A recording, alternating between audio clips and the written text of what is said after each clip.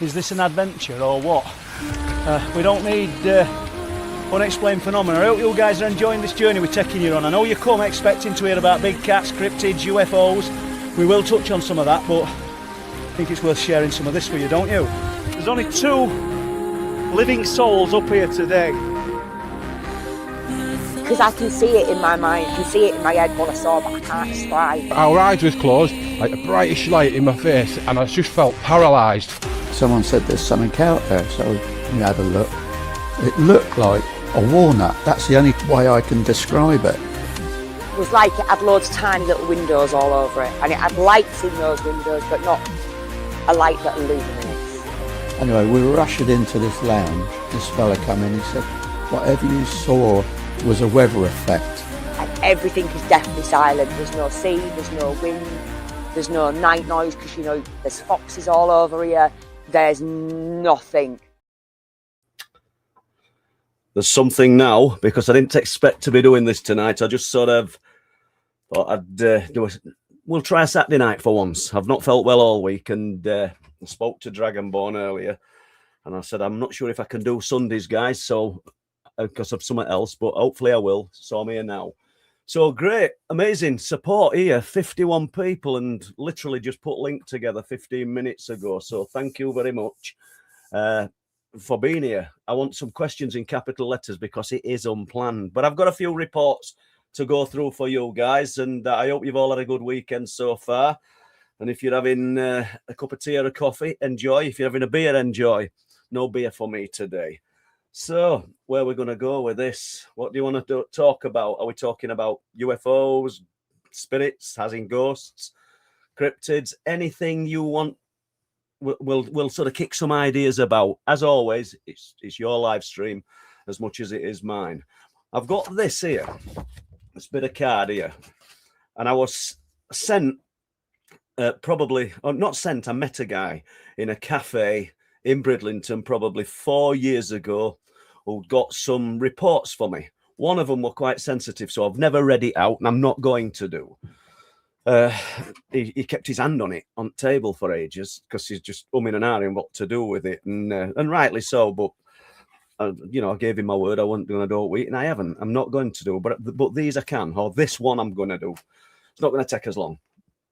But you, as you guys know, I see Chris Mack's in. Let's just do this a bit. Mark Buck, Chris Mack, Nementos, Mel. Good to see you, Mel. Lee's doing moderating. Thanks, Lee. Sky Blue Gib. Let's have a look. Sex. Oh God, can't even read that one. Rocket. What, you know who you are. Zen's in. So great for support, guys. Kirky, Storm. Obviously, if you don't agree with what I'm saying, you're allowed to say you don't agree, but obviously if you're abusive, Lee'll remove you. Simple as. But for most part, we usually have a decent bunch of people. I know Rick's in, a searching girl. I keep saying I'm going to interview Rick, and it's not a tease towards Rick. I've just been pulled out with it, and I do want to interview Rick.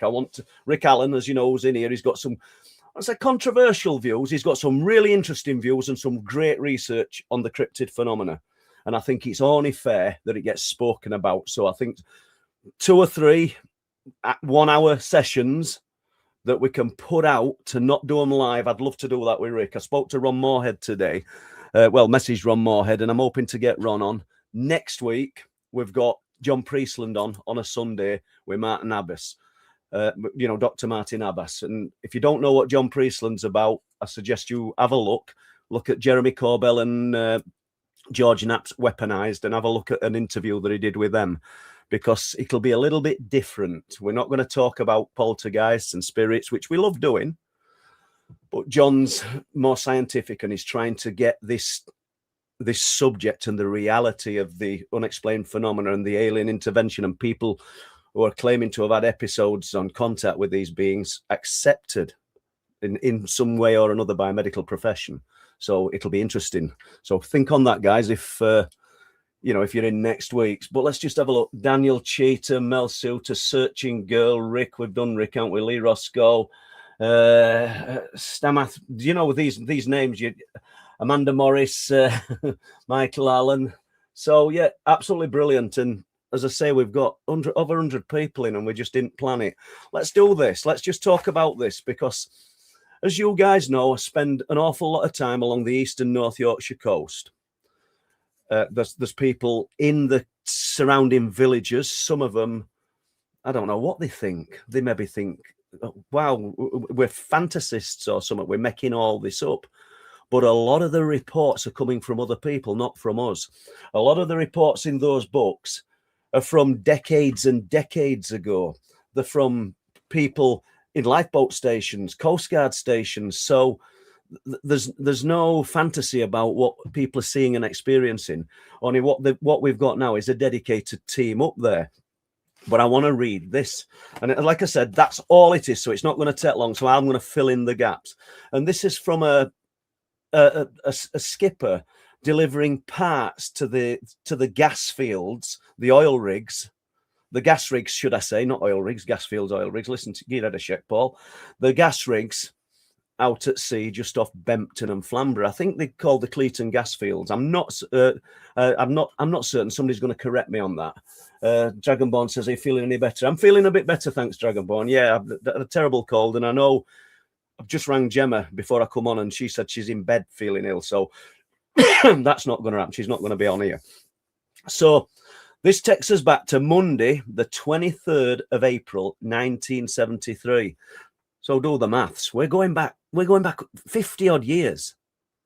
And this is from somebody delivering parts and supplies to the rigs. So not to do with Paul Sinclair, not to do with, anybody on those cliff tops, fishermen or anything. So he talks about passing the cliff tops out at sea. Obviously, we can see boats from the cliff tops, Flamborough, Bempton, Speeton, Filey. You can see the boats out there at various distances, should we say, as in 4 or 5 miles out to up until 18 miles out. And they're looking at the cliff tops. He says, on the cliff tops, there's 2 green lights in our eye line. On the cliff face at Bempton, we're looking at 300 to 400 foot cliffs on the cliff face. So we can rule out people, the vertical. These cliffs are literally like that. You don't climb them. You never see anybody climbing them. On the cliff face, there's three green lights lower down, but below the 2 green lights on the cliff face. There's also a very bright white glow on the cliff face from the sea. This is 1973. Above, right, white lights above the cliff face from the sea. 2 blue lights are also on the cliff face, so it's pretty active. And I don't know if you can see this, because rather than me try and explain how they're moving, you see this, and they're going up and down and in an arcing fashion. You know, this guy wrote these out for me, but I just wanted to highlight the strangeness of what were happening. I think they said they were about 11 miles out, so they're looking at all of this taking place on the cliff face. These lights going up and down the cliffs and swirling, and blue lights. But I think he said spinning blue lights that look to be about 15 foot deep. It's not telling us it's a UFO, is it? It's not telling us it's close encounters. It's telling us there's something highly unusual taking place. Then it goes on to say, this is in North Sea, 2 sheep in the water, no throats. They've observed these sheep in water. I mean, how that comes about, how that fits in with all of that, I don't know. But it's interesting. I mean, when I received this, I put 47 years, so you can see how long I've had these reports, and I've got about another 4 of these from this man. So it's not really told us a lot, guys, has it? But it's telling us that there's strange things happening up there long before I got involved, because I think that some people maybe think that, you know, we're just, I don't know, going up there and seeing things every night. Well, we're not. We were up there last night. Nothing. Absolutely nothing. You know, it's flat. But I think there's things happening on the East Yorkshire Wolds at the moment. Right, let's have a look. I'm just going to scroll up a bit, guys, just in case I've missed a question. I did see one from Rick, so I'm going to get that.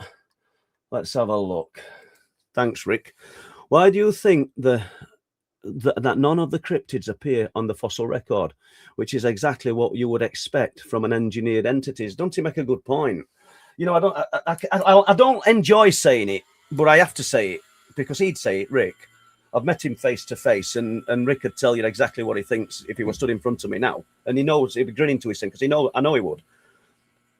Don't you make some good points? Isn't that interesting? That so we play with idea that the werewolf, the dog man, whatever you want to name it as, is a reality because there's enough people coming forward from, as we keep saying, all walks of life, all nations, all countries, every part of the world. People are reporting these things, yet they're not on the fossil record. But no different to the Bigfoot, really, is it, Rick?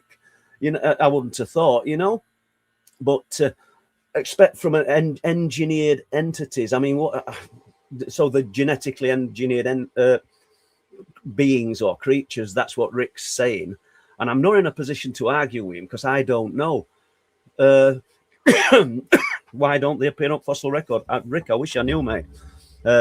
Obviously, because, as you're saying if these things are real, if Paul believes these are real, then accept the fact that these are probably genetically engineered creatures or beings, whatever you want to term them as. Could be, Rick, I don't know. Good question, isn't it? This is where probably you could do with Rick batting that back at me, really, but because no doubt I'm not going to get to his reply, or I might do, but let's have a look, and then I'll have forgot what it was. So let's have a look here. Dave McPork Pie. I like pork pies. You can't get good pork pies now, can you? Well, that's not for tonight, is it? I'm halfway through TP3, some amazing accounts. Any plans on TP5? Yeah, definitely. I want to do the one on the subsurface. We'll call them UFOs, objects. You know, the craft, the subsurface ones. And I want to call the book the sub-universe, the submerged universe, because I believe, and I think not science, but I think people are coming round to the idea now that although everybody looks to the stars and thinks, and we hear science say they can't possibly traverse these vast distances of the universe and get here, it's impossible. We should stop questioning that and think they're already here. We know very little about what's below the oceans of the world. And there's enough reports and accounts out there to say that these things are seen leaving and entering the sea. We've got an amazing report, probably 10, 12 years ago. And I need to speak to Pete Masters, who's the electronics guy, a good friend of mine. He's not been very well. And if you're listening, Pete, I hope you're feeling better. I rang him actually the other day to see how he was. But anyway, and this involved a guy who was walking along the cliff tops from Sowerby to Danesdyke.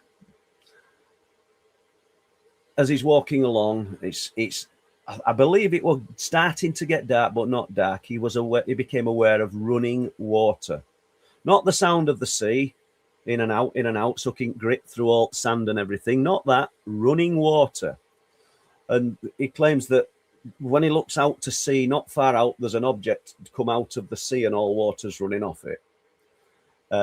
Became very frightened, and I'm told he left the area. That's the reason, really, I never really followed that one up, because I like to speak to people face to face. But I know Pete well enough. I've known Pete years, and he comes from a sort of technical background. Not that means he can't lie. Everybody can lie, can't they? But he's usually pretty true to his word. And yeah, I don't know if we'll ever move forward on that. That's what we got here, right? I hope I'm not missing these questions. Let's have a look. Steve Collin, yeah, the Clayton gas field. Thanks, Steve. I know Steve he'd know that, but thank you. And me and Steve, right? And I've not forgot. We've got to go. We're going to do a short for the YouTube channel, hopefully, and we're going to walk for miles along the Caton and Flixton cars. You know, the wetlands.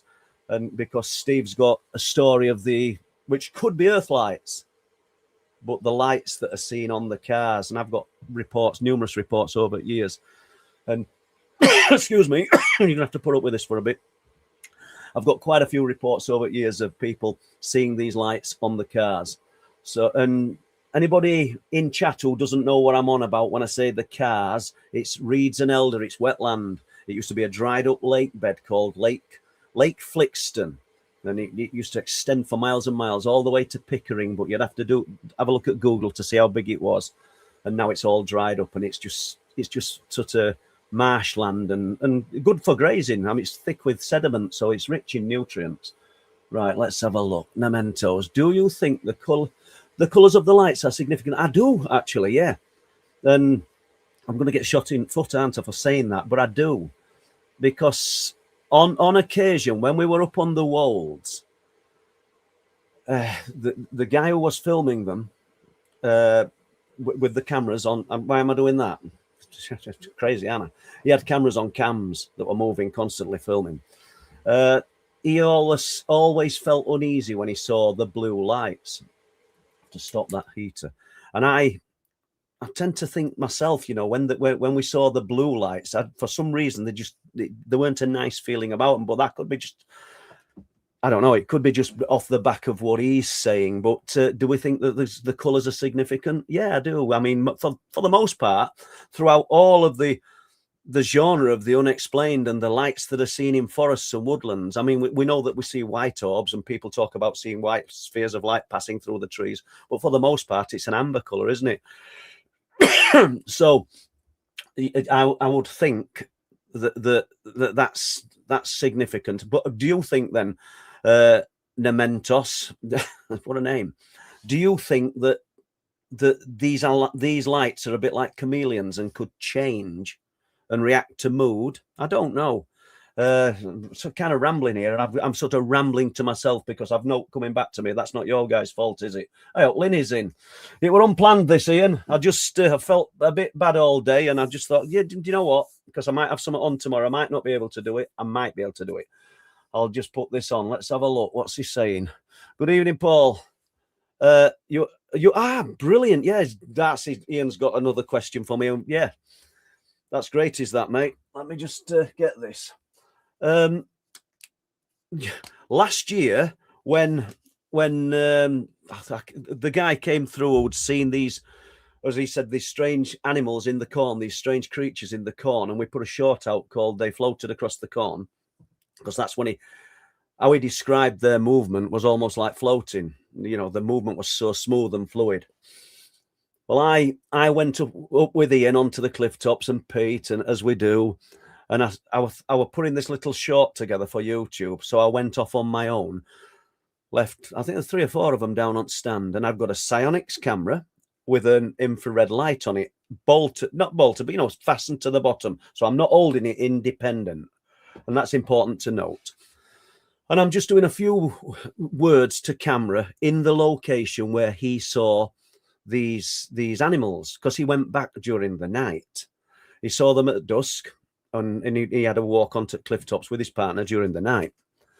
And as I'm walking about, I say, thanks for reminding me, and I said, oh, there were a flash then, a little flicker. And you'll hear the footage because I'm going to do something with this. And I'm probably talking about this little flicker of light for 2 or 3 minutes, not constantly, just saying, like, I hope cameras pick that up. Because there were definitely a flicker of light. So as I'm panning round, well, I get that much footage, literally piles and piles of it, and I've got seriously 37 terabytes of hard drive.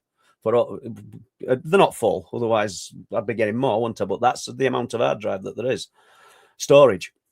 So I'd put this footage on, and I wouldn't even say lost it, forgot about it. Literally forgot about it. And I'm rummaging through some stuff last week, and I came across this bit of footage, and it said flash.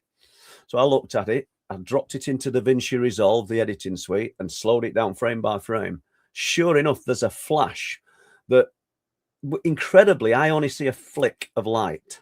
It lights the area up. It's white out, just like the one that we caught on Ian's camera when Ian was filming, and he got the flash. And it will white out. Well, this one's white out as well. Literally just for a few frames. But as it builds into the frames, this is where it's interesting. There's the head and a right shoulder you can see. How's that? I don't know if you guys are familiar with using. Everybody's familiar with using a torch. I don't want to make people sound silly, but if you've got the torch in front of you, you can't see your own shadow.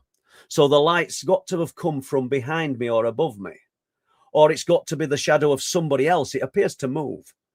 I've sent it to Chris, who not Chris Turner, another Chris, who me and Chris Turner know, who was really good with photo analysis. He's looking at it. He says there's a white ball in it as well, a white ball of light.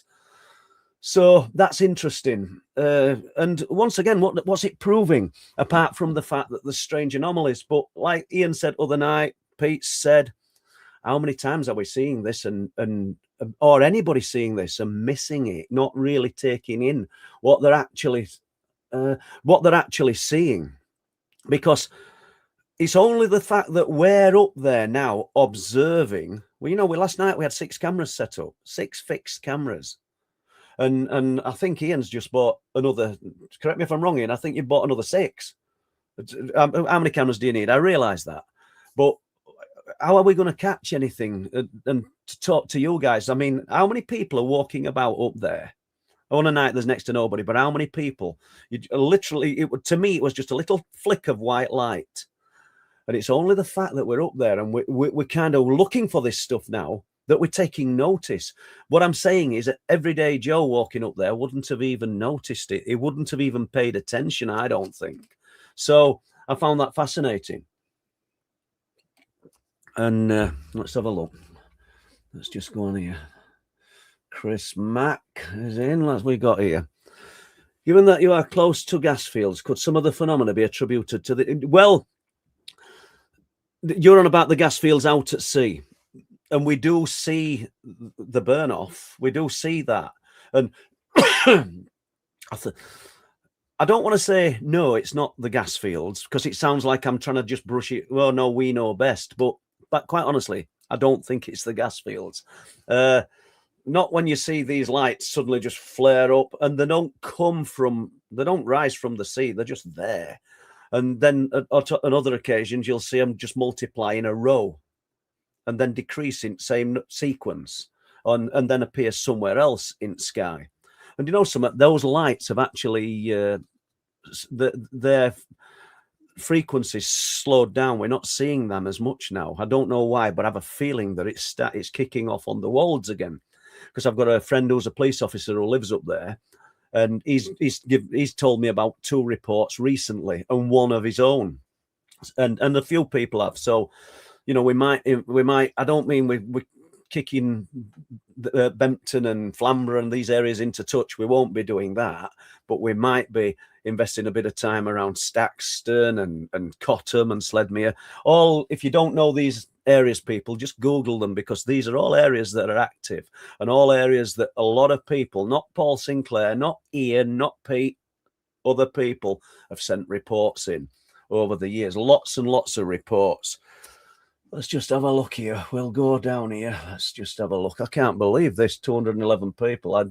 Seriously, 15 minutes before I decided I was going to do this. Is Mia Girls in? Good to see you. I hope you're feeling okay. And yeah, let's have a look. We got this. Zen's going to send me something to rattle my brain. I'll probably not be able to answer it. You know that. So it seems someone placed a thermal filter around the entrance of Buckingham Palace. The guards were not emitting heat signatures. Makes me think they live glasses. They live glasses. If this is real, then what does that mean? I don't know, mate. I didn't know any of that. I don't know. If it's real, what does it mean? I don't know. But then again, you see enough. I don't know what guards you mean in the Zen, but you see enough people walking up wanting photographs with them, and you actually see other videos where they get a little bit too close to them and they get shouted at. So I don't know. Maybe I'm not thinking at right guards there. But there we go. Let's have a look here. Paul, have the actual Earth lights been filmed? I've looked but never found any. Would like to see how they compare to what I've been seeing over the years. Yeah, good point.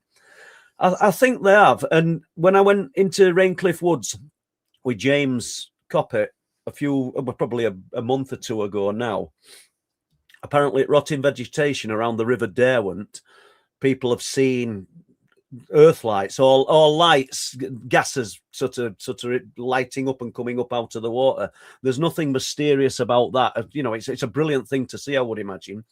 You know, and we are familiar with lots and lots of things up there. We're not as green as people might think, you know, because we look at the Northern Lights, the Aurora Borealis. We've observed that, and that's nothing like what we're looking at. I know they're not Earth lights. Well, they are as such like, but I don't think what we're looking at out there are Earth lights. Let's put it this way. Not when you're looking at the real deal. And we're familiar with afterburners as well, and we'll get cameras on them and we'll look at this. And one at team will just go afterburners, or we're looking at flares. But these things aren't acting like any of that. But I don't know, Chris. Let's have a look. Jack Newcastle, if cryptids are interdimensional, maybe they return to where they come from when they die. Maybe, Jack. Do you know, all these are sort of open-ended questions, aren't they, mate? Because I don't think any of us know, do we? You know, I know there's, I keep saying it, there's people that say they do, but I wish I knew. I wish I knew. You know, I always jump back to lads in Broxer. And that thing watched them all night. You know, there's a bit of, not discrepancy, because there's Jim and Steve.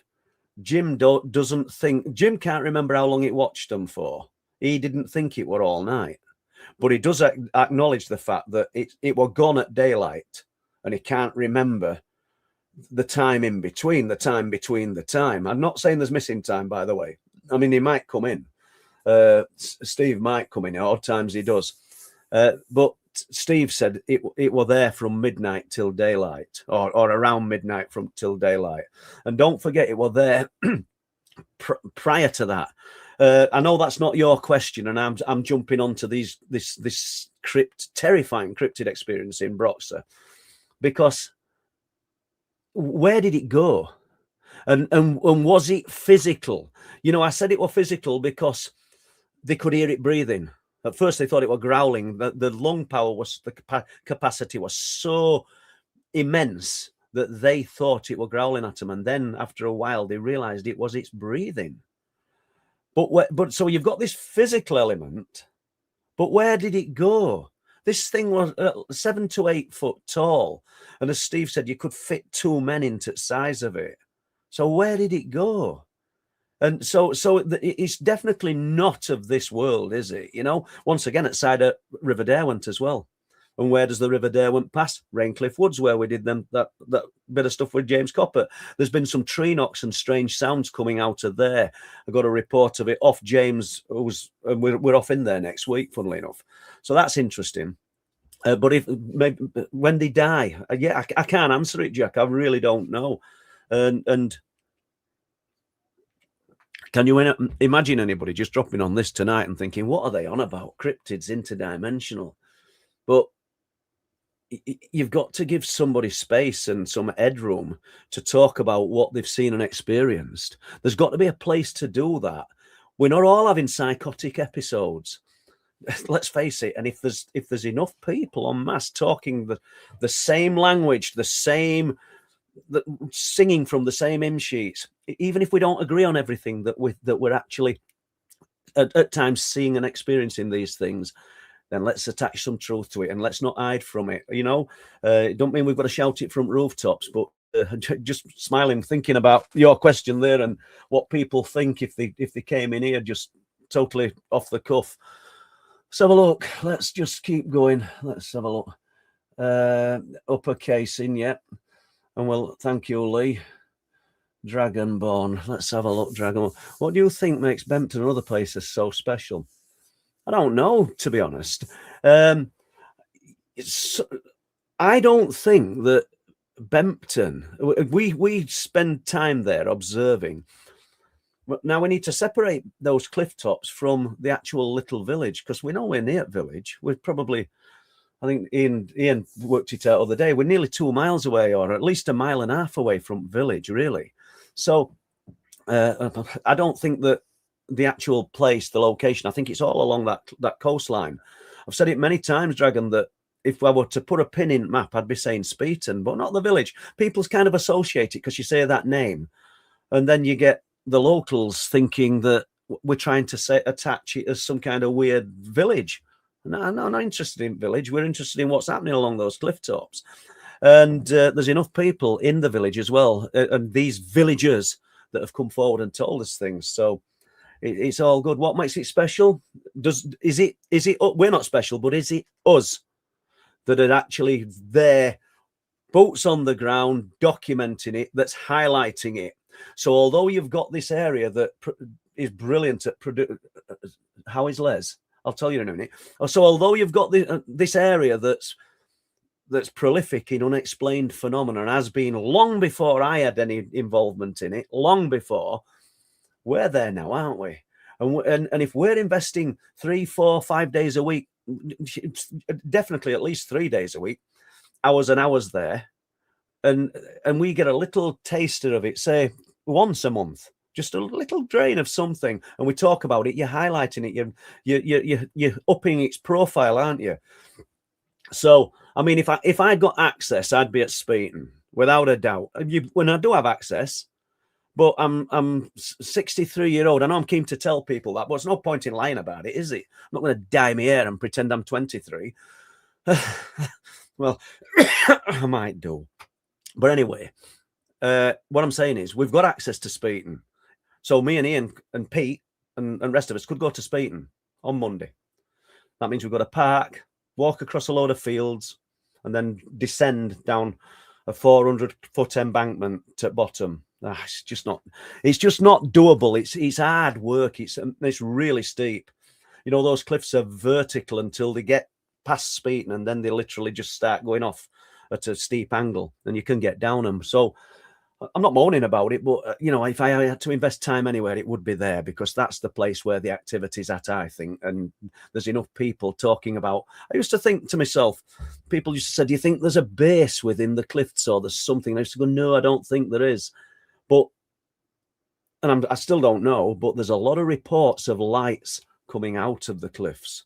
And when we spoke to Kate, who had that experience in 1998 when she was in her partner's grandparents' bungalow on top of the cliffs, and she saw this thing literally just pass over the roof. Her and a partner who I've spoken to face to face, and we're speaking to them again next month, they said that they often used to sit and watch lights moving along the sides of the cliffs.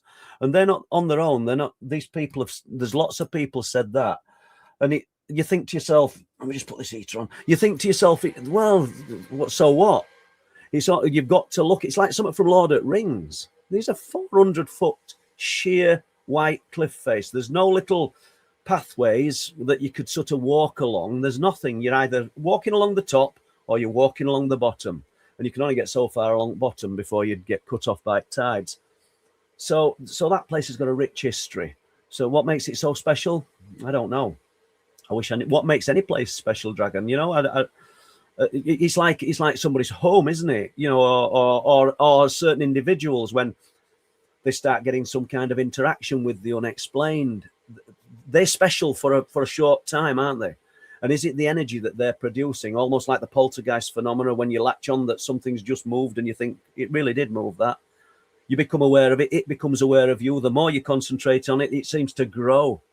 It grows as you grow in awareness, it grows in awareness. Maybe that's by design. I don't know. I mean, we could be putting the negative slant on where we are at the moment, because we're all kind of saying, a bit flat, isn't it? Things have gone a little bit quiet. Doesn't mean it's stopped, and by any means, and it doesn't mean we'll stop, because there's no way that will happen. But you know, we might end up on Wolds for a few months. Who can say? Let's have a look. How is Les? Steve? Okay, as far as I know. He called round last week. No, not last week, the week before. I thought he'd stay have a cup of tea, have a natter for an hour, and 2.5 hours later, he were on his way, and he had to call round because we were doing something with Wolflands, and we talked about Wolflands too. And it won't be Wolflands 2, I wouldn't think. Not the actual title, because there's a lot of mixed phenomena in it. And I suppose we've filmed too much not to kick it into action. We're not to do anything with it. We've probably got 3/4 of what we need. It just needs fitting together now. And I know Les is busy working on this boat in Hull Marina, filming and documenting that. He's really busy. I've got lots on, and I'm doing some stuff with Chris Turner, who's coming next month, and so that's going to get sort of firmed up and done. But it looks like we will be doing, Wolflands 2. I know it's just a working title, that, isn't it? But there you go. So I had to put some of these comments up and some of these appraisals of Wolflands, because we've got some amazing people come forward after they've watched the film and said how much they've enjoyed it. So not to do that, just to brag about it a little bit, just when with 3 years work gone into it, and we, I know, and all work that Mick Park did and Jess did on music, and Jess and Nick, Jess's husband, and Nick, Mick Park's working partner, they put loads of work into that music. It weren't just a bit of music that they grabbed off internet. They actually created a piece of music especially for Wolflands, and there we go. Anyway, Paul, you will experience the phenomena as and when dictated in your personal plan. You are on the verge of revelation. You just have to be patient. They are coming. Thank you.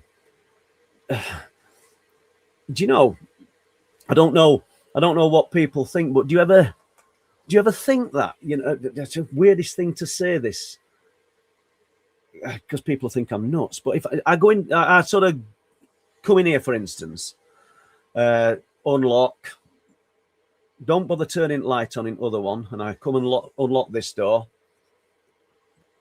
But I'm always expecting to hear something or hear a voice or something. And I don't hear voices. But I'm expecting there to be a presence there. There hasn't been.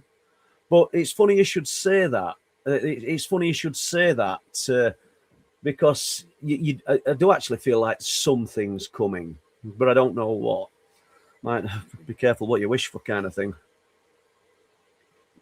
Right, am I boring you guys? Because I'm probably not moving fast enough through this lot. And let's have a look. The Brown Mountain Lights, well worth checking out, Paul. Absolutely, Simon. And it's strange because I messaged Steve Stockton today. You might remember Steve, as he's been on the live stream quite a bit. And he's got his own channel, which is a really big channel, hundreds of thousands of subscribers. And I'd always give Steve's channel a plug, and I think it's called Among the Missing. And he's just got a voice that's made for radio. He just sort of talks and just relays these incredible accounts. And he's got quite a lot of knowledge, Simon, on the Brown Mountain Lights. And once again, an area of high strangeness. It really is, isn't it? Then you've got the Hessdalen Lights. We could sort of term what we're looking at and call them, I don't know, the Bempton Lights or the East Yorkshire Coast Lights. But there's so much more that's happening there that just takes it away from. Let's have a look. Yeah. Oh, Jim Segala's just got in touch, so we'll try and get Jim back on live stream. Yeah, there's so much happening. So yeah, and I just got thrown a bit there, didn't I? One sec. Let's just see what else we've got. Dr. Martin Abbas, alien disclosure. Is Martin in? I don't know. If you are, Martin, good to see you. I haven't seen you, but you know what I mean. They cannot be from different dimensions. Physics prove this. Okay, Rick. I'm not going to argue with you because I haven't got enough knowledge of it. So where are they from? Because if this is where you need Rick. There's somebody here. This is where you need Rick. Thank you. Lensip. It's not beer. This is where you need Rick in front of you, I suppose, on screen, because it's not fair me answering this and not letting Rick reply. So I'm not saying it with any malice, Rick, but you're saying physics proves this. Well, maybe you're right, but these things have been about a lot longer than our technology, in my opinion, that could possibly have engineered these things. When people talk about the werewolf, people automatically think, oh, crikey, we're talking about Hollywood movies and silver bullets and full moons. It's nothing to do with that. The stories of these creatures, we call them mythical creatures, call them what you want, go back hundreds, if not thousands of years, long before Hollywood movies. So what I'm saying, Rick, if these are genetically engineered, who's done it? Because it's got to be some superior intelligence, some advanced intelligence, because we couldn't have done it. Rick will probably be screaming at screen because he can't answer me. And that's why we'll do these one-on-ones, because then you've got a chance to answer, Rick, because I'm not shooting you down, mate. I'm just saying from my position, there's a brilliant book, if anybody wants to look for it, called Werewolf Lore and Legend by Montague Summers, and it's an old book, and this guy collected and gathered hundreds and hundreds of reports of the werewolf, lycanthropy, and I don't subscribe to somebody being able to change and all that. I'm not saying that, but I'm just saying it goes back centuries and centuries. And then there's an even older book called, it's just a bit of a mouthful, I think it's by a guy called Richard Verstergens, and it's called oh Christ, I can't remember. So I can't remember, and when I remember it, you'll realize why. Oh, the restitution of decayed intelligence. How about that for a mouthful? The restitution of decayed intelligence. And that book covers the werewolf, and that's an ancient book. So you just have to look for it. You'll have to look it up. It's a very valuable book. It's worth a lot of money, but you might be able to find the documents online. Legally, I mean, you might be able to find the references to the werewolf and things like that. So I'm not so sure that these are sort of engineered. I'm not saying that what you're saying isn't happening, Rick, but it goes back even further than that. So I don't know. I don't know much, me, do I? Nuki Brown, thank you. Appreciated. Nobody has to give me anything, I've come on here just to spend time with you guys, but I do appreciate it. It's really good. Everybody that's on here now, we've got 270 people there. It's brilliant. Thank you. Nuki Brown, Michael Allen, Kirky D. Let's have a look what we've got here. Kiki D. I live on Vancouver Island and have a friend who saw Sasquatch disappear from the feet up. Looked physical. Do you think they can cloak? I think there's a strong possibility. That's brilliant, isn't it? You've got a friend I'd love to speak to your friend. Can you imagine getting a first-hand account of actually seeing that happen? And Kirky, I don't think, and when we say I don't think, I don't mean I'm right. I don't think that they're here all the time as some kind of flesh and blood entity. But what if they were? And what if their only ability is super stealth? What if out of all of the animal kingdom, everywhere on this planet, because all animals develop some kind of unique ability to that animal, don't they? Some of it's pretty mundane, but it's a new unique ability. Well, what if their ability is literally, like you've just said, this cloaking ability? But then you'd have to think to yourself, surely other animals would sense that they're there. I don't know. How could they cloak their scent and their smell? And this, it would explain them going behind a tree, say the 3-4 foot wide beast that goes behind a tree that's only 18 inches, you look at it and disappears. That would explain that, I suppose. I just think that I don't know. I don't know how it works. I wish I did. Perhaps we ought to have Ron Moorhead on, and Ron might have some views on that. It's because he's got some incredible views and theories on what's happening. But do you think they can cloak? Maybe they can. That would be incredible, wouldn't it? And we might get the tech one day that can actually see behind this cloaking. How good would that be? I know all we're doing, guys, we're just throwing it out there, aren't we? And we're just kicking ideas about. Let's have a look. We've done that one. Let's have a look. Question, Paul, what are your thoughts on UFOs extracting water from lakes and tanks? Are there any sightings in good old Yorkshire? No, but you hear of UFOs over quarries. You know, and a lot of disused quarries fill up with water and that, you know, but extracting water, who's to say that they don't? But I really don't know. I'm not saying that they don't.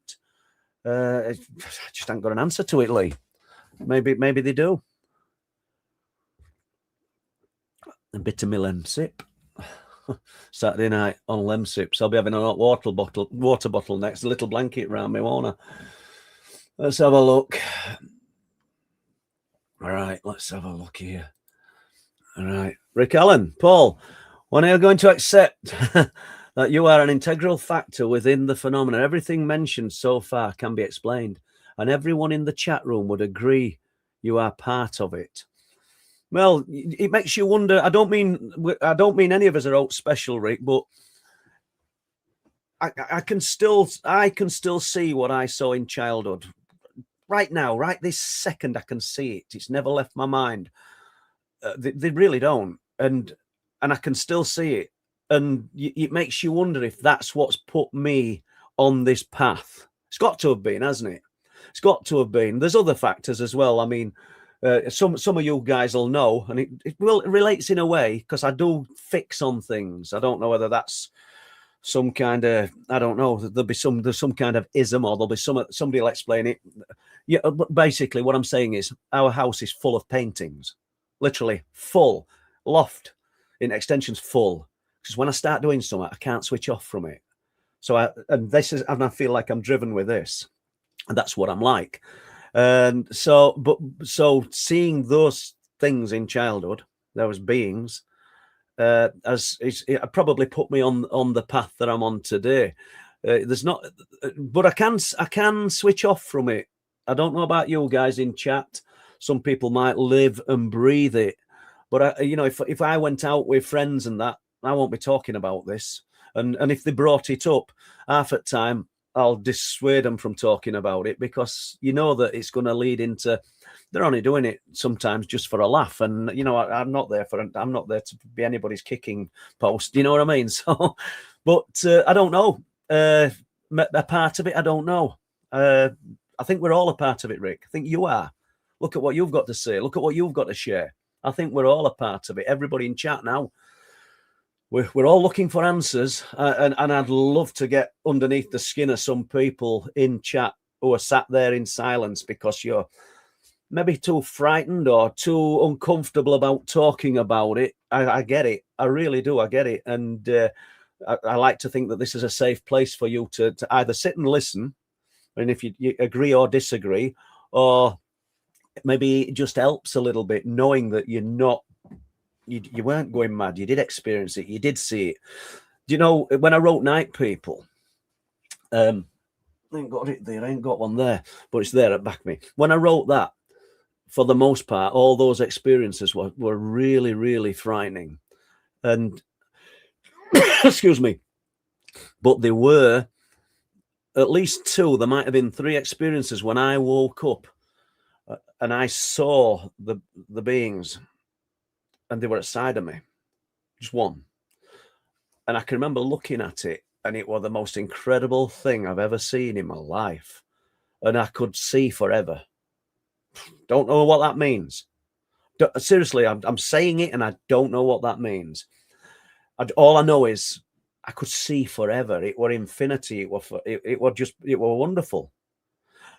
And I don't know whether that were the same thing that gave me all the grief.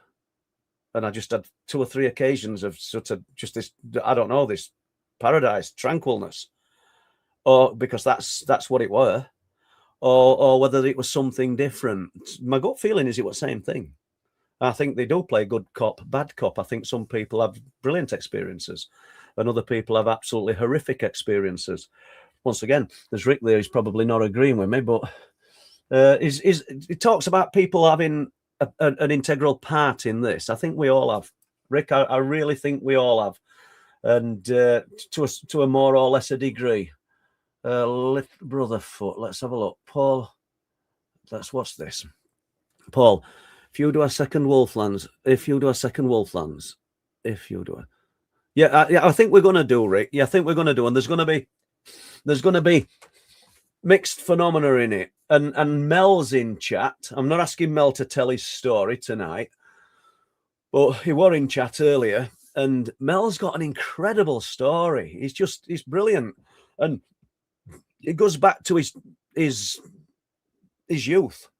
And I'm not going to do it in detail, but it's in suburbia. That's why this Wolflands, if Les is listening, he'll know what I mean. That's why this one will be different, because we're not going to be in the forests, because these things, as other people know, are interacting in and around suburbia as well.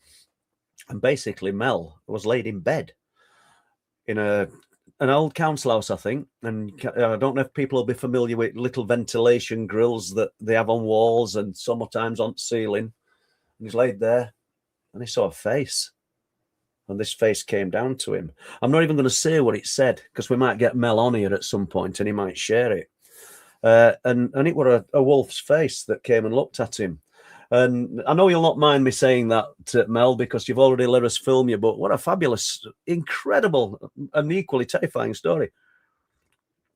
And there's an element of missing time with it as well, which is interesting. The door being locked and the dog being in the room and the dog not being in the room and the door locked when he got up in the morning. Lots of weird things that you can't account for.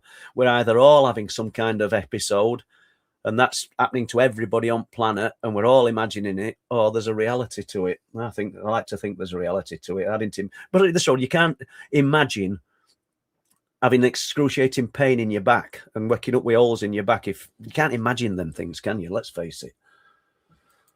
All right, Paul, Paul, I can take you to Brown Mountain anytime you come here. Wow. Now there's an offer. And I'm not even saying that lightly. That there's an offer, because I've said for some time I would dearly love to go to one of these active places overseas. I really would, but somewhere like that, I would think you've got to be with, and I'm assuming that you've got to be with somebody who's proficient, maybe with, I don't know, with firearms and things, because it's not like walking about in forests of North Yorkshire. We know that there's reports of the cryptids, but as far as I know, we don't have cougars and bears that running about prolific. Put it this road, you can be on menu in a place like that, can't you? So yeah, what an offer to talk to you afterwards. Rick Allen, Wolflands 2, you'll need to say where they are coming from. Well, perhaps we do, Rick, and perhaps we don't. Perhaps, listen to me, perhaps we need Rick Allen to say where he thinks they're coming from. Do you know? Because you make a good point, but I don't think that it's a weakness or a deficiency to say you don't know. Because if you don't know, well, what can you do except throw theories about? So we'll come to you, Rick, and tell us where you think they're coming from. And I don't mean you've got to answer that now, but if you want to give an opinion on where you think they're coming from, because I don't know. I don't think there's a right or a wrong answer. I know you think that you've got the right answer, but I'm not sure that you have any more than I have. It's hard, isn't it, not to offend people? And I think Rick knows now. He knows me well enough now that I'm not trying to wind him up when I say I don't know. He thinks I do. I think I'm a little bit like Columbo. He used to pretend he didn't know, didn't he? That police officer, and all the time he did know. So think on it. I might know. Let's have a look. Tracy, good to see you, Tracy. Do you still see or hear from Steve Ashton? It's Ashbridge, but I get it. You seem to see loads of strange things around the villages on these. As whenever I ring, Steve's one of my best friends, and you guys in chat will know this. We all have friends. I don't think I spoke to Steve this year. I spoke a few times last year. I know we met up on cliffs.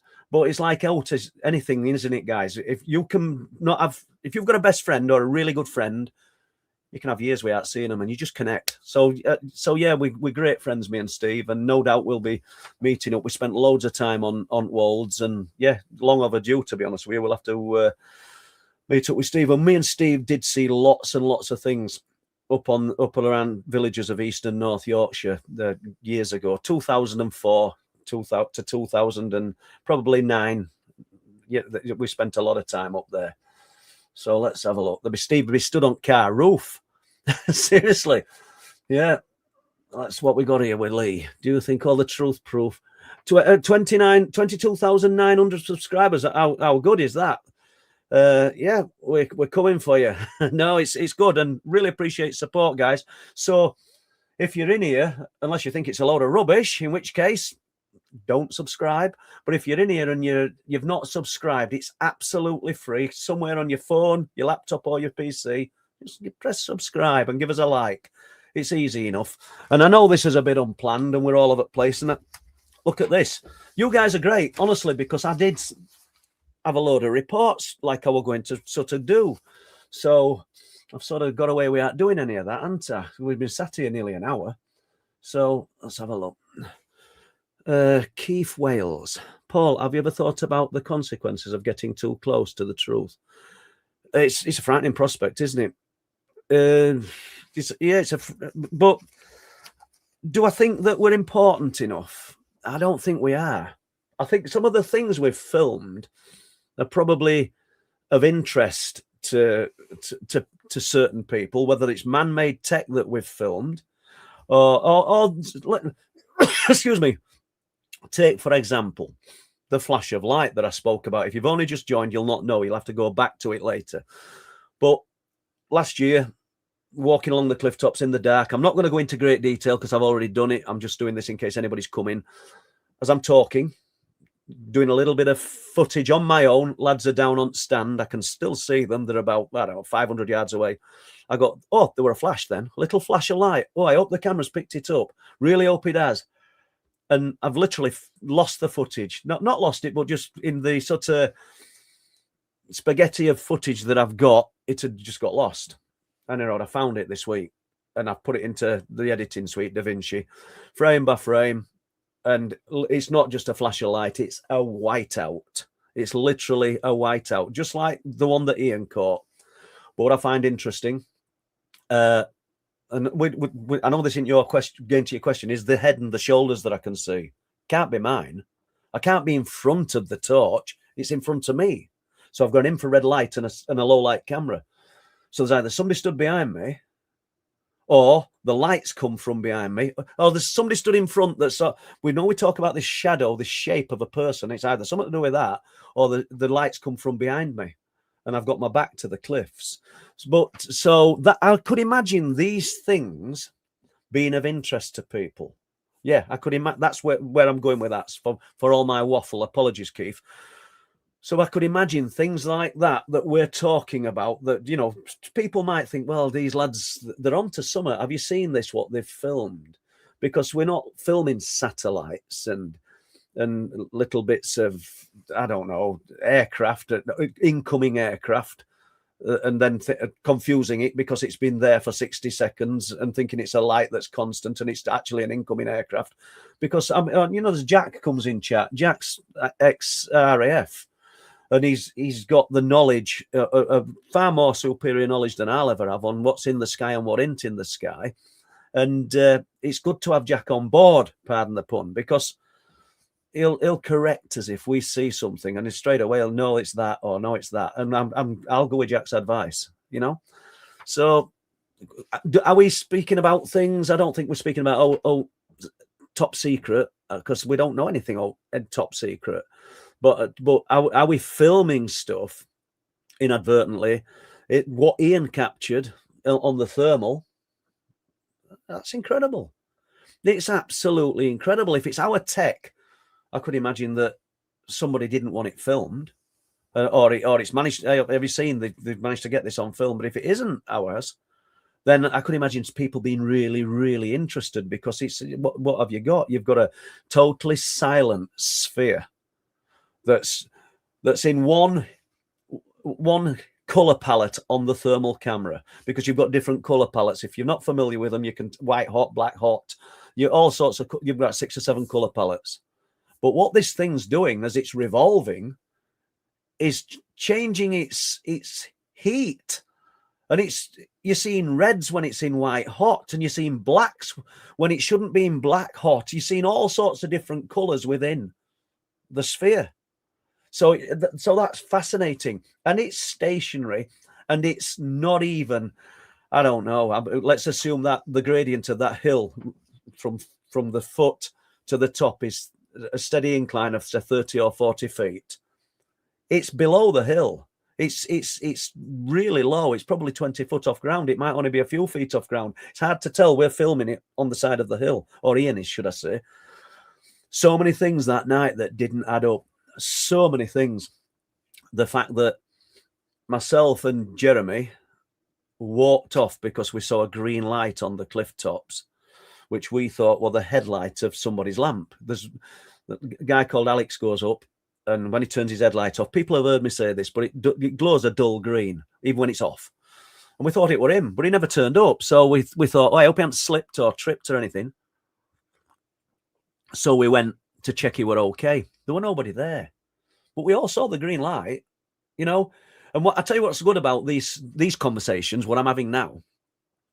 Let's assume we're making this up. I'm going to trip myself up, aren't I? Ian's going to trip himself up. The stories remain the same. You know, you can't keep telling a story and changing it. This is how it happened. But while we're away looking for this, we thought were Alex who maybe tripped or something because he didn't arrive, Ian's filming this on cliff tops. And he's not familiar with the thermal because it's his first day with the thermal.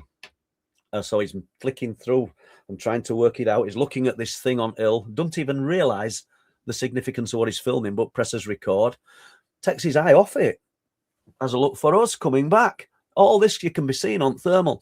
So I know we've gone a very long-winded, Keith, for what you've said. I could imagine, to jump back to it, that some of those things would be of interest.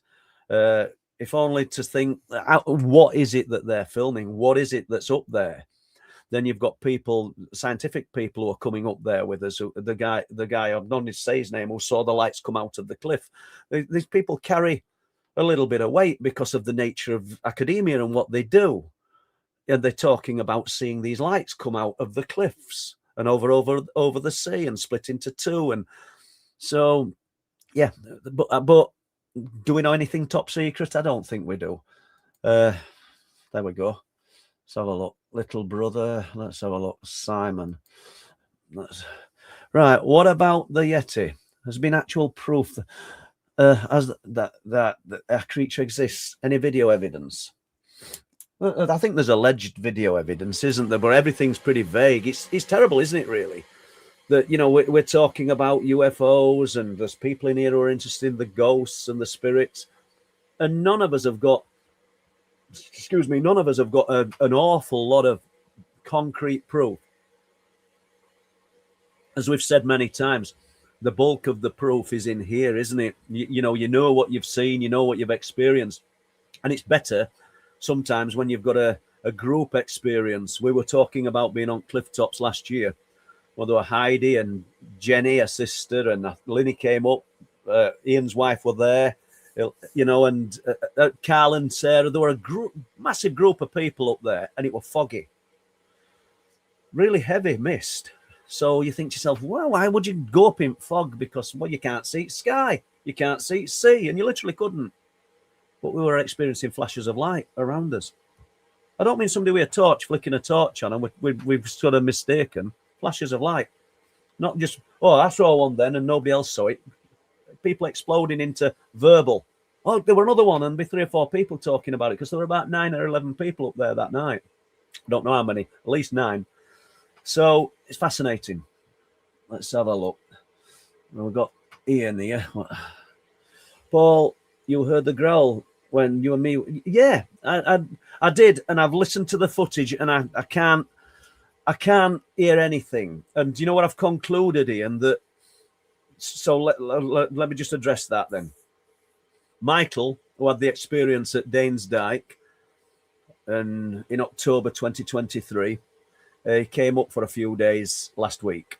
Weather were atrocious, but rather than just sitting house, we knew he were there. The guys we all like Michael, and so we thought we'd go and invest a few hours with him rather than him just be sat up there on his own or wherever he'd gone.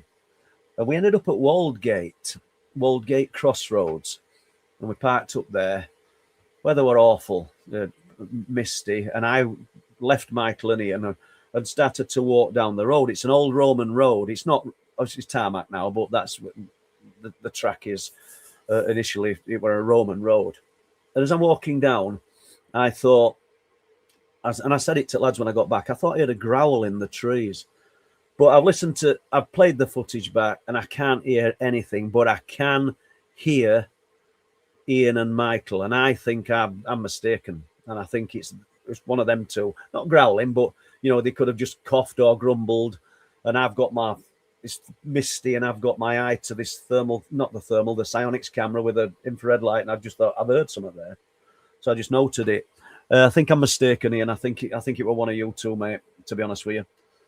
So that's where we're at with that. Let's have a look here. Yeah, you can buy the Truth Proof books. Yep, Night People and all the Truth Proof books, either from the truthproof.uk website, or you can go to Amazon and get them. You can on Amazon you can only get the Kindle version, but you can also watch Wolflands on Amazon Prime, or buy truthproof.uk. You can get Wolflands as a hard copy of the DVD. And let's have a look. eBay's great because they just post label off and everything. There's a lot more guarantees with eBay, I think. So anyway, let's just move from that. Thanks, Lee. It's great this because you just give me questions. Karen Behrman, great to see you, Karen. Do any of your team think they have been gifted after being gifted at places they visit? Thank you. Gifted. They have been gifted.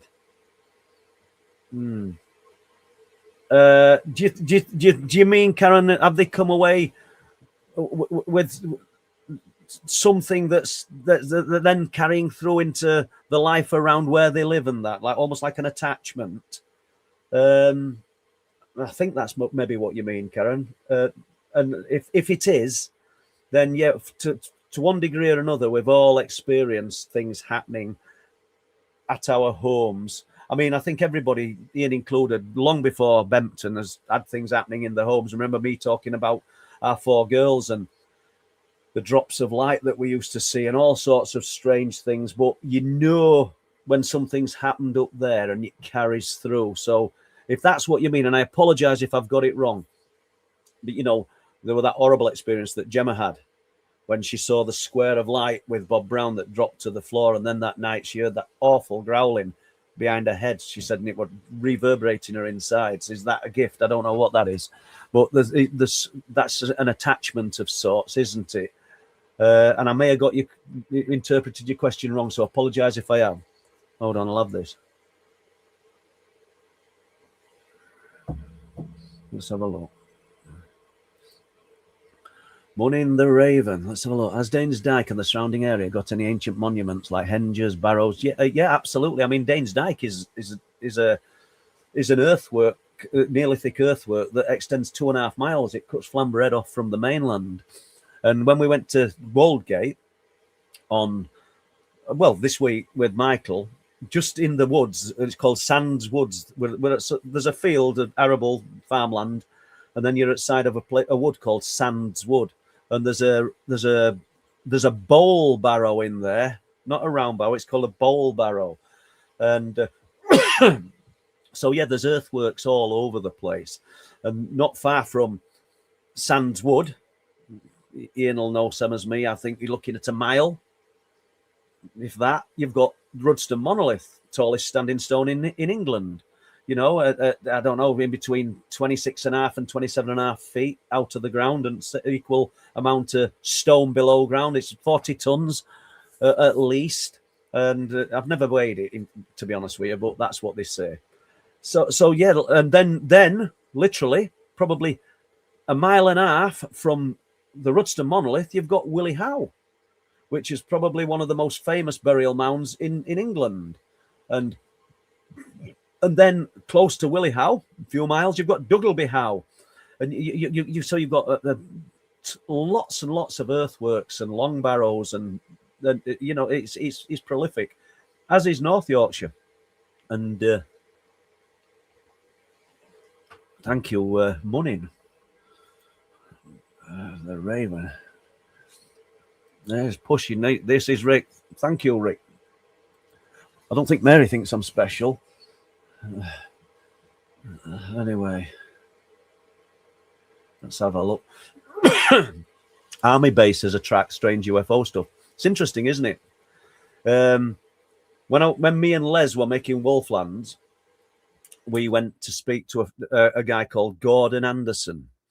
Lovely guy, Gordon. Lived in Caton Village. And from Gordon's upstairs windows, he's got a brilliant view of RAF Staxton Wold.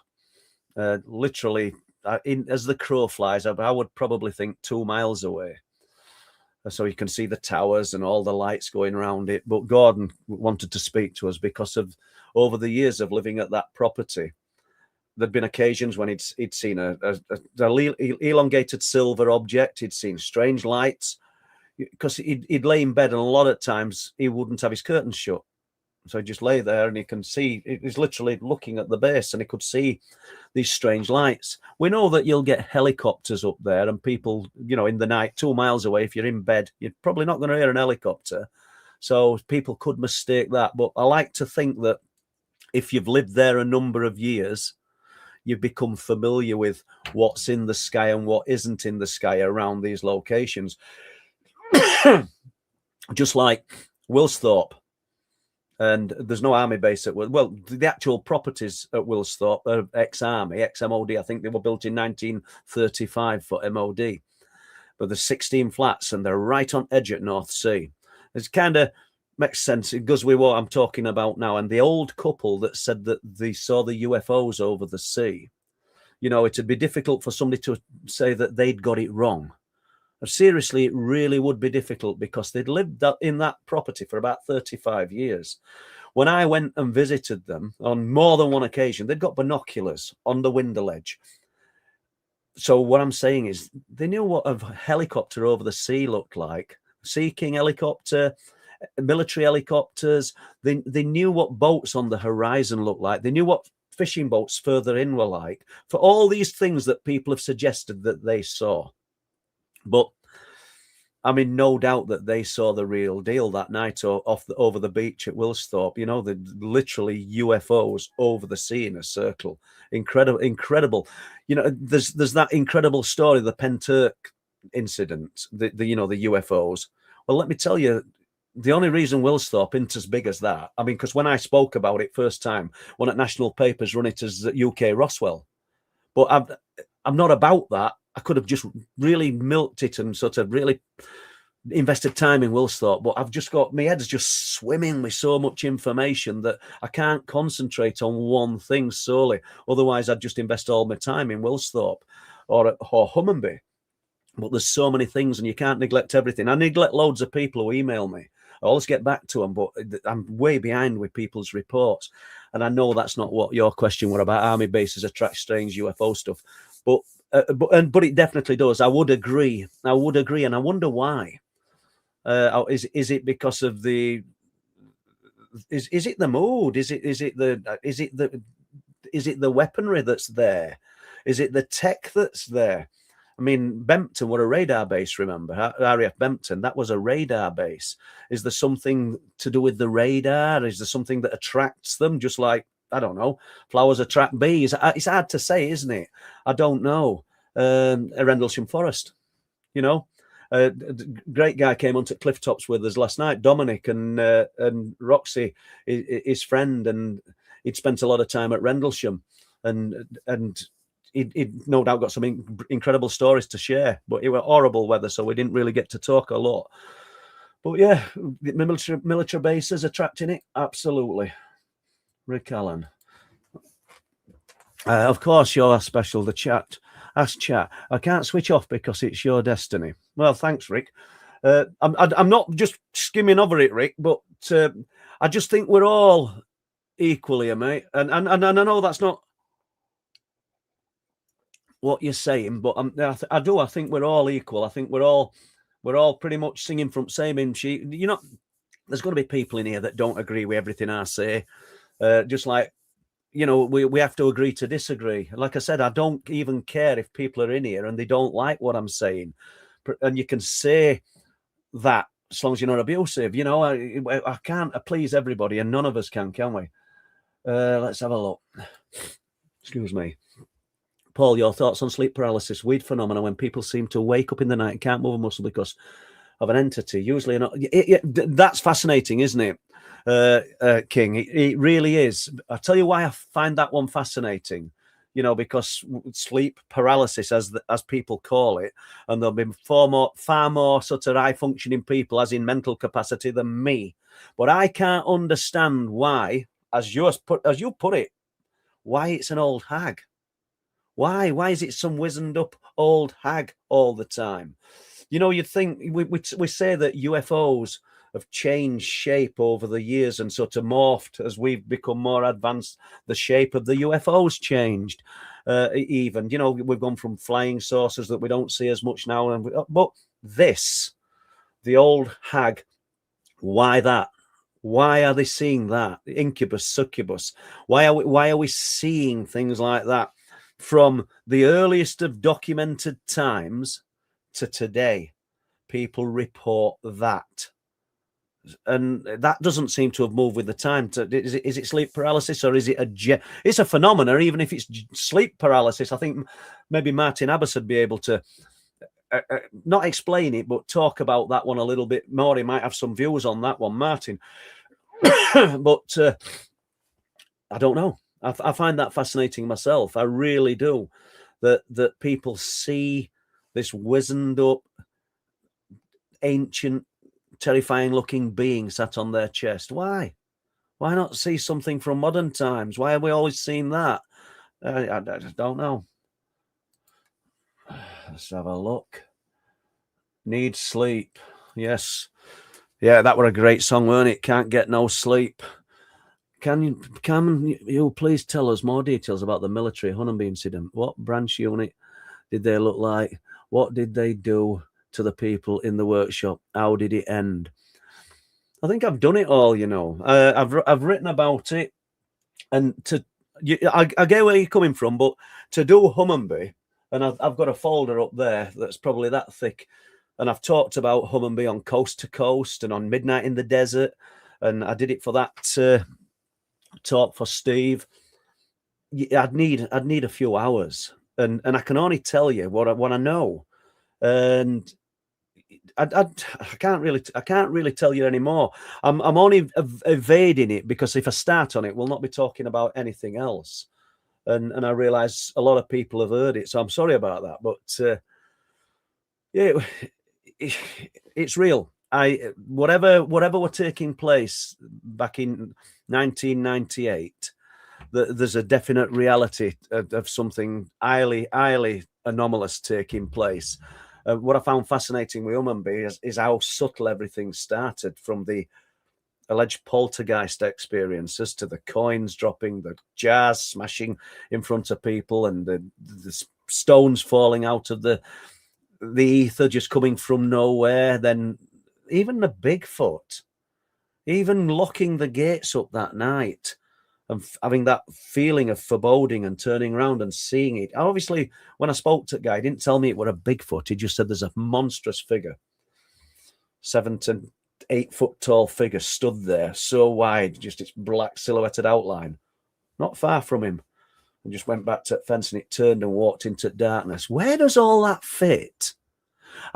So if we stayed with Humby, no, I don't mean tonight, but if we stayed with it, that there's something highly unusual happening, then do the ingredients for these unusual activities open the door for many more things to come through?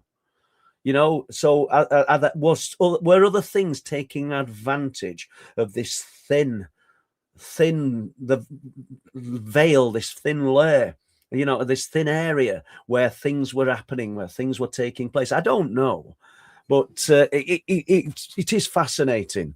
And do the people in the workshop, how did it end? Well, it did. It just ended. So to end that, it just ended after the UFO landed. After that night, it ended, and they're all in agreement. Nothing happened after that. That was the end of it.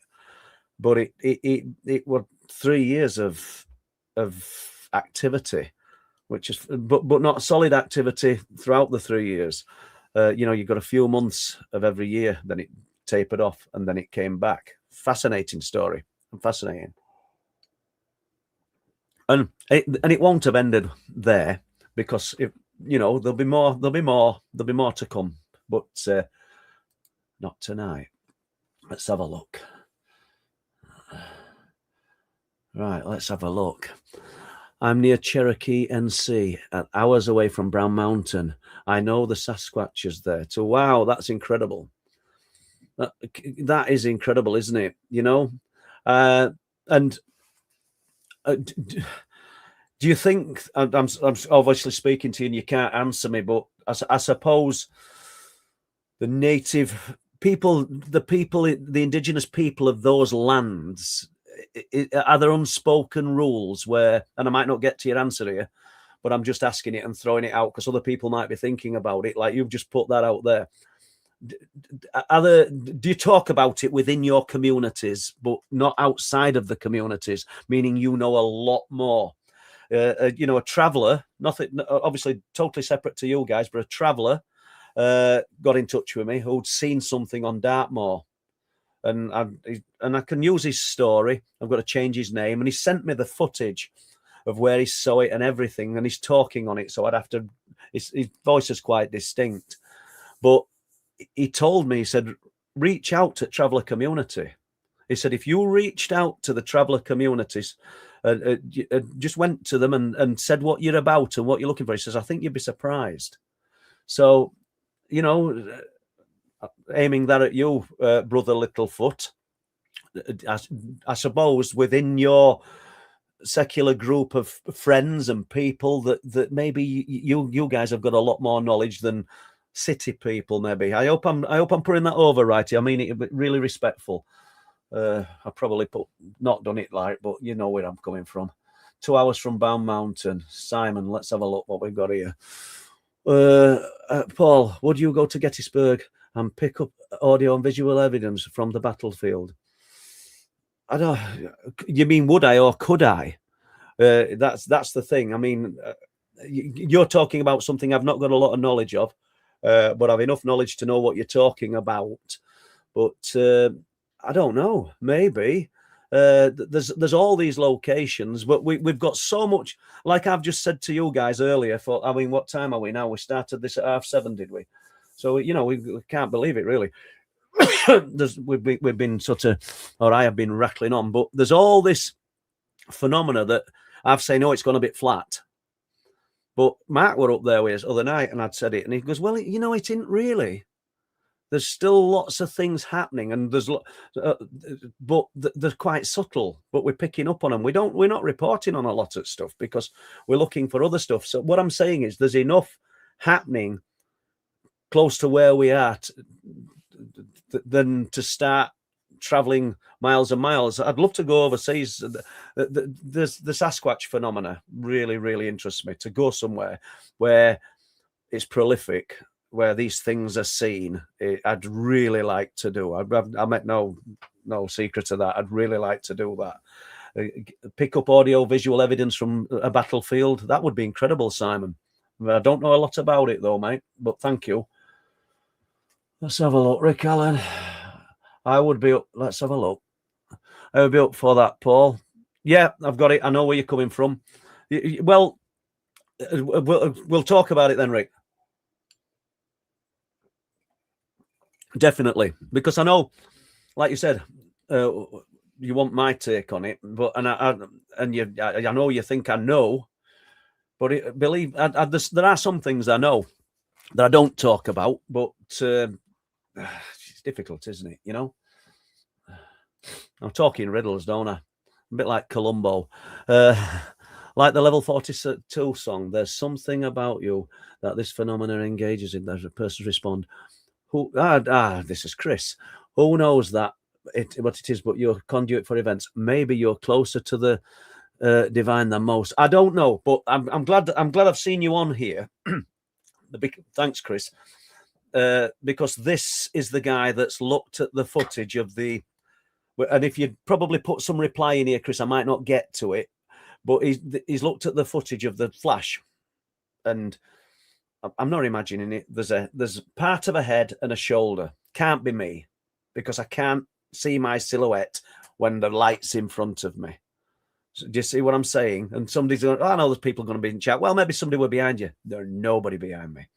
The guys were down cliffs. You're literally on your own. So that's interesting. Plus this flash. But this guy's caught some other anomalies. I were actually going up on that night. I were going up onto the cliffs to do a little bit of a talk to accompany some of the anomalies that he'd caught in some more footage.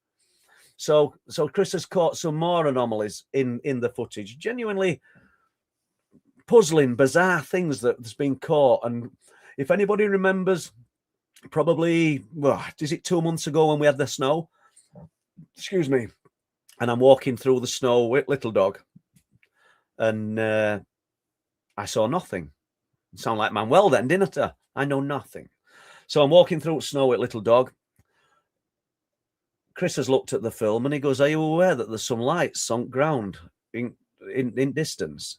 We're talking about in the woods, and there doesn't appear to be anybody there." But so anyhow, he's highlighted these lights. He's isolated. I'm talking about the guy, and he's sat there. He's listening now. But there's also something moving, something big and black moving. So what he suggested, get to point, Paul, what he suggested earlier in the week is we probably do a number on all of these and maybe get Chris on to go through them as well, because he's done work on footage. So I think it's only fair that he sort of shares in what he's found, because he's finding these things. He's got a brilliant eye for finding strange and unusual things in footage. Right, let's have a look.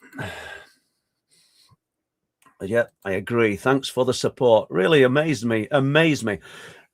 Because, you know, I might have something to do tomorrow, so I might not be able to do a live stream, and I've not felt great all week. And 15 minutes before, I rang Gemma. I said, any chance of doing a bit of moderating for us? Because I think I'm going to do a live stream, because I don't like letting people down.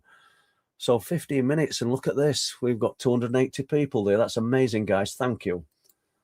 Let's have a look. Remember, like and subscribe. Let's have a look. Naoki Brown. I can't believe this, because I don't have to do it. Do you make it so easy for me? Could Paul go on more detail regarding that story of the bowl of water? No, God, no. That's a terrible one, isn't it?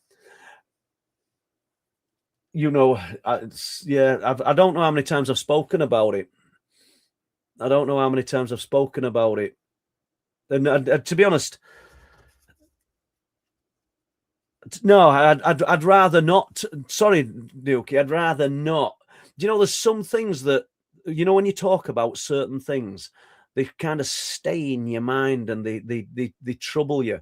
Just like when I wrote Night People, and I think I said other week, if I thought I was going to think of lots and lots of things, and there'd be some revelations in my own mind, not revelations as such, but I only thought of a couple of things when I was writing it that came to mind. I thought, if I'm going to do a deep dive into childhood, then things are going to come back to me, and they didn't really. But I did say other week that if I rewrote that, if I did anything else with it, and I know that, and not come to me, but I know there's a few things with girls that happened of a paranormal, unexplained nature that could be added to Night People. That I didn't know about that could be added to it. I'd probably remove the ticks, the story. People thinking, what's he on about, the ticks? I ain't got ticks. We're not being in forest. There's a story about these people, and I'd probably remove it because it makes me feel uncomfortable. I don't like it. And this story, what you've asked, Nilki, and great question, by the way, but the bowl of water, that involved transformation.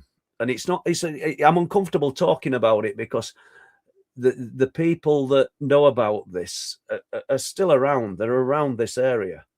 They're around this area where I am, or at least a few of them are. And to go into real detail with it. I don't want to wake these people up, if that makes sense. But it involved somebody being shown something, being shown the truth.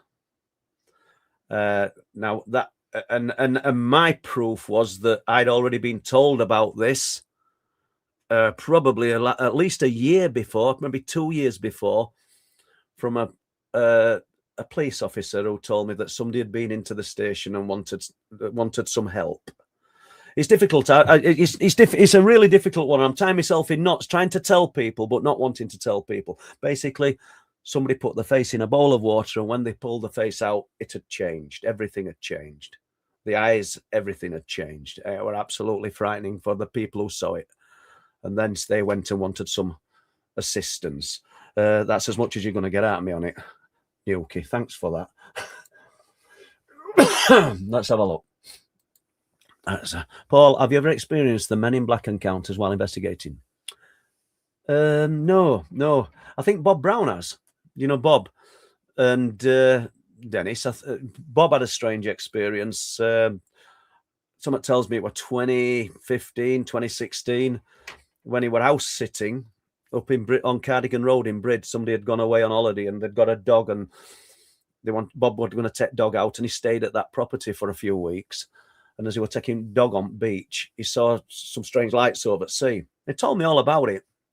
And then walking to work every morning, because he worked at a charity shop, he kept saying, there's a strange black car passing me, a big black car.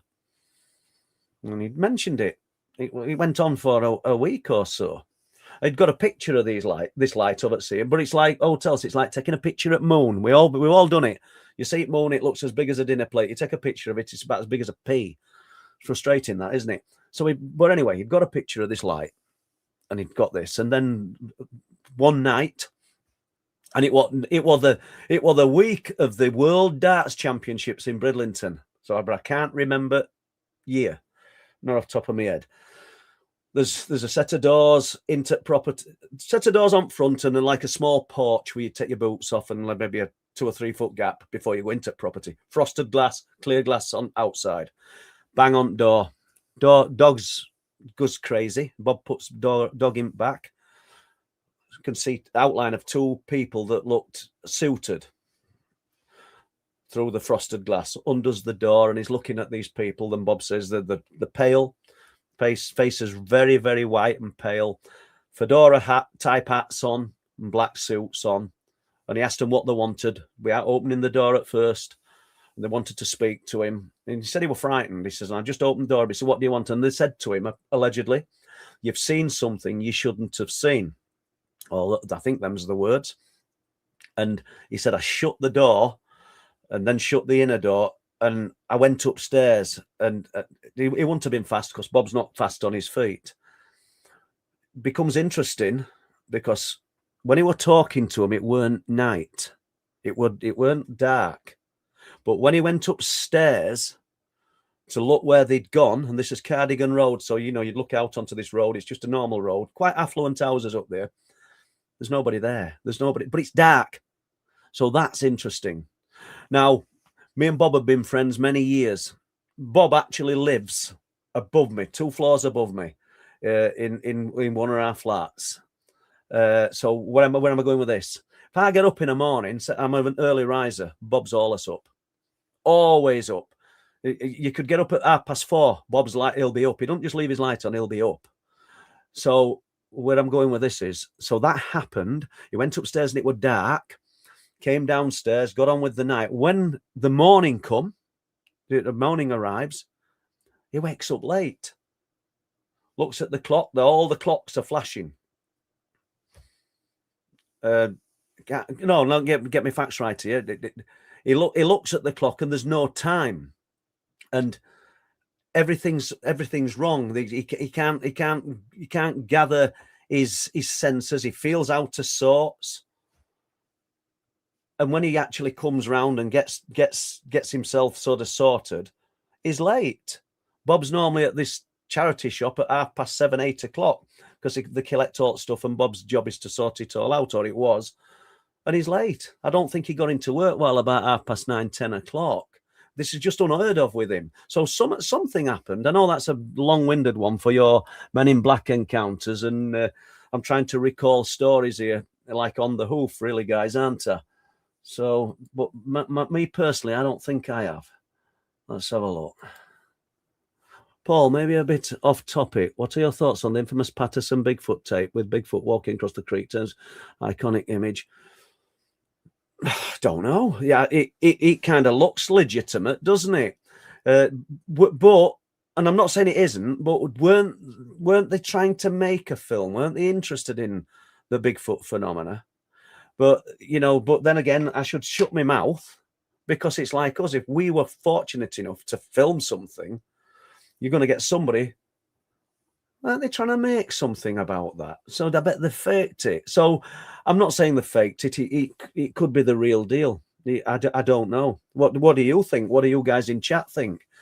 I know people have talked about the muscular movement and the sort of the gait of its walk, and then the fact that this thing had breasts. It were a female, which is unusual, isn't it? I don't mean it's unusual. It can't be a female, but he says it's just another twist on it. I don't know. It's a great suit. If it what year was it? I can't remember year, but whatever it was, it must be an absolutely incredible costume. Let's put it that way. I wish we'd have had it for Wolflands. You know, my thoughts are it could be genuine. Let's have a look. And right, what's this? I think Columbo's wife had cloaking powers. Yeah, I think she's got cloaking powers as well. She's definitely got some power. I don't know what it is. She once hit me in nose with that. That's a power, isn't it? That hurt. I weren't expecting it or arguing with her, and she just hit me straight in nose. So yeah, I felt the power that night. Well, I didn't enjoy it either. Yeah, very unpredictable. Yeah, a bit like I don't know, explosives, aren't there? Some people. You don't know when switch is gonna go, do you? You know, you can just sort of needle somebody constantly for quite a long time, and then just suddenly it just goes from 0 to 10. And my wife, I shouldn't be talking about her really. She might be listening, but my wife's very mild, very mild. Don't argue, don't say much at all. But it is literally a 0 to 10. But it don't happen much. I didn't like it when I got hit in the nose. Right. Paul, did you feel you were warned off looking into the paranormal when the strange man said you were bringing down? That's a great question, isn't it? That were a weird one. That really was a weirdest thing, because Mary was there. I wish she'd have hit him in the nose. Yeah, it was a warning of sorts. Earlier in the week, I don't know how I found out now, so you'll have to forgive me for saying that, because I can't remember how I found out. But there'd been a man in between Speeton and the Dottrell roundabout. So I know the name of the. Oh, I know how I found out. Of course I do, because the farmer who I were helping with the sheep fatalities, this young man, excuse me, used to do some shepherding for him. But he were only a young fella, 15, 16 years old, used to help him with sheep. Now, the week before, or in that week, this man, the police had been involved, I believe, had been frightened by somebody who'd said that they're coming, these beings are coming from the sky, or UFOs, and frightening this guy, this young fella. So that had happened. I didn't know about that till afterwards. I didn't know about it that week, but that's something that I believe was attached to it. And then bringing down the light, I'd been given a phone by Jessica, one of our daughters. She'd got a new phone, so I get her old one. So I had to take it to have it unlocked in this shop. And people will have heard this, but we'll do it. We'll just do this. So I'm walking. Me and Mary, we walked at Bottom Street. There's a barber's shop across road. The barbers were fully aware of him. They were watching him. And there's a bloke. It's cold. It's a cold day, but it's sunny. It's getting towards winter. And he's at the other side of the street with his trousers on, obviously, but no shirt. And he's just stood there. He's got a paper and an old bike with him, an old green bike, an old sort of really old-fashioned bike, and he's shouting at me as soon as I came out of the house. And I don't know what he was shouting, but I assumed it was something to do with weather because I could hear something to do with light. So I'm thinking, and I shouted over because I thought, oh, get away from him. This fella's he's not right. I said, yeah, just enjoy it, mate. Enjoy it, sunshine. We're not going to have much more before winter sets in. And off we goes round corner. And I don't know, 15 minutes later, we're on his way back. And he's now at our side of the road. And he'd got from having no shirt on, and he were kind of, everybody can picture an action man, the little child's figure. He looked like an action man with no shirt on. That's what he looked like. The strange sort of, all the muscles were there and all in right proportions, but there were no real vascularity or anything. Anyway, I said to Mary, I said, oh God, I said, he's there. And he sat at our side with his back to us with a very tight fitting dark brown jumper, crew neck jumper on. And it were him. I knew it were him. And as we were walking towards him, before I even got to him, he turned round and he got full wraparound sunglasses on, bald head. And he goes, you're bringing down the light. You know what you're doing. You've got to stop. And it kind of caught me off guard. I didn't think, oh, that's what he must have been saying earlier, because it was weird, as in, it was just odd. And I said, sorry, he said, you know what you're doing. You're causing a lot of trouble. You're bringing down the light. I said, all right, okay, then. And then I was trying to counter him with some kind of, not smart words of my own. I was just trying to get to the bottom. But everything I said, he literally tied me up in knots with words. I couldn't beat him with anything I was saying, if that made sense. I asked him where he was from, and I didn't know where he was from until a few weeks later when something happened in paper. And I said, oh, that's where he said he was from. So anyway, this went on, and in end, he reached out and touched Mary on the shoulder, or and I was just about to grab hold of him. I don't mean, oh, we're going to do this or we're going to do that, but I was just about to grab hold of him, and he just moved his hand away, and he went, I'm not talking about her. I'm talking about you. You're causing trouble. You're bringing down the light. You've got to stop. And with that, I said, oh, I can't understand what you're saying, mate. I said, I'm going. And we walked away, and he's still shouting at me at the bottom of the street. And so that's, yeah. Did I feel I was warned off? It was a warning of sorts, but I don't know what it meant. John the barber then, John, we call him John the barber, well, because he's called John and he's a barber. He spoke to us. He said we'd been watching him, and he'd been watching your property. And it sort of targeted you as you came out.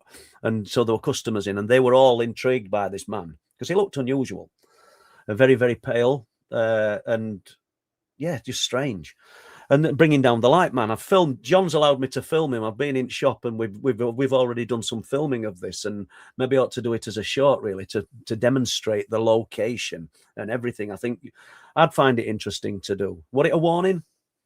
I don't know why, but I suppose it did feel like a warning. I mean, when we got inside, Mary said to me, "Do you think you were an alien?" Seriously, that's what she said.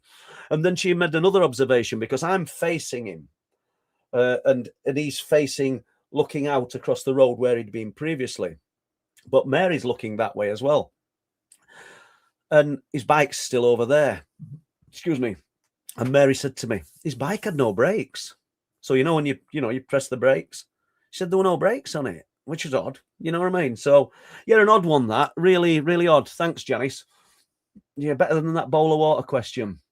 Only joking, but yeah, some things you just can't throw yourself into everything and answer everything, can you? Because I'd have been thinking about that all night, that bowl of water question.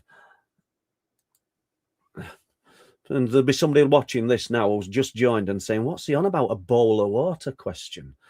Paul, what are your thoughts on people who go to certain places where there's been tragedies that occur, claiming they can feel the energy, if you like? Don't know, King. I mean, I think there's not so much tragedies, but I think you can feel the energy. I think everybody in chat probably knows what I'm talking about as well. I think you can go places, and sometimes, well, take the places we go. You know, we can actually feel it some nights. You can feel something building. Excuse me. You actually know that there's something. You're not saying something's going to kick off or something's going to happen, but you can feel the energy in the air. And I don't think we're imagining it as a collective. It's not like one person says it and it's like Chinese whispers and we all latch onto it. You know, they're pretty tuned in and switched on people, and you can feel it. And then there's the strange feelings of fear. And I'll always cite Mark. I mean, I've had it once, but I don't think I've had it like Mark explains it, who comes up with us, that he walked over up onto this area, not on the cliffs. He just walked out of where he'd parked up and started walking along towards the RAF base. Not on the RAF base, that's illegal. He started walking towards it, up along this grassy bank. And he said this fear just enveloped him. And the deeper, the further he walked, the stronger the fear became. So there's all sorts of different feelings. I know we've jumped away from it, but maybe there's maybe that's something. Maybe that's that sphere that were filmed that can emit this kind of fear. Who can say? I know we're only clutching at straws there, but I suppose if you know you're in an area where something bad has happened, something tragic, should we say, your whole persona, if you're thinking about it and you've got a heart, then your whole persona is going to be in that zone as well, isn't it? So maybe you can pick up on it, or are we imagining it in some instances? Do you know? It's hard to say, isn't it? But I suppose if typical example, let's jump back to Broxer. Steve and Jimmy. I 100% believe that they saw and experienced what they experienced. I can't go in there without, I don't think it's there, but I can't go in there without getting a sense of feeling of what they experienced. I don't know whether that answers your question or whether it helps, but I wouldn't want to be in there on my own. You know, not in the night anyway. You get that feeling. You get you and maybe you're picking up on other people's you know, story, and maybe that's enhancing that feeling. And in which case, does it wake up? As in, I don't mean it's asleep, but do you bring it onto your radar and sort of latch onto it? Because there's been no end of people, King, that I've spoken to who've given me a story, been a bit hesitant, and then said, you know, I've been walking and I've been thinking about this, or I was thinking how I'm going to write the email. And I felt like it were there. I felt like I've somehow revived it. Somebody contacted me in week, and if you're listening to this, then you know, my reply to you simply, I replied saying they wanted to share things with me that they'd only ever shared with a close family member, and some quite alleged disturbing events regarding the paranormal. And I got a sense that talking to me about it weren't gonna help, because I think there were a fragility to what I was reading, and I wrote back to them and thanked them, but said I don't think that you'd be doing yourself any favors by speaking to me about it, because the last thing I want to do is. Did you hear a noise then? Please, I'm not imagining it. I thought I heard something then. But anyway, the last thing I would want to do is sort of enhance somebody's fears and insecurities. I just wouldn't want to do it. So I know I jump all over the place, King, so apologies. Let's have a look. My brother loves your show. At a hotspot, he's ordered cameras. Any suggestions in Scotland, please? I might have some suggestions for you because but I'd have to look at some research that I was sent, because one of my very best friends, Robbie Shankland, who passed away a couple of years ago, cryptid researcher, but we knew this is a crazy life. Like Rick's just been saying, people's sort of paths are meant. I met Robbie, oh gosh, back when I was in my early 20s. He came down he were a crofter up in Scotland, up in Islands, and he came down to Doncaster to try to, I don't know, but make a living. And he spent a lot of time at our home. We fed him and everything because he'd got no money and he was just struggling. And then there's a massive gap. I know I'm doing it again, but there's a massive gap. And then he ends up at a conference in Scotland and my name must have come up and he contacted me 35 years later. So this guy, I've got all his research. That's what I'm saying. And he's got some incredible places that he was visiting and having activity. So I may have some places if you want to get in touch with me, but I have to have a dig into it. And I've not spoke to his mum for a while, but I could speak to her. She might send me some more detailed information. Hope that helps. Let's have a look. Right, what a weird one. Paul, do you record EVPs on various expeditions?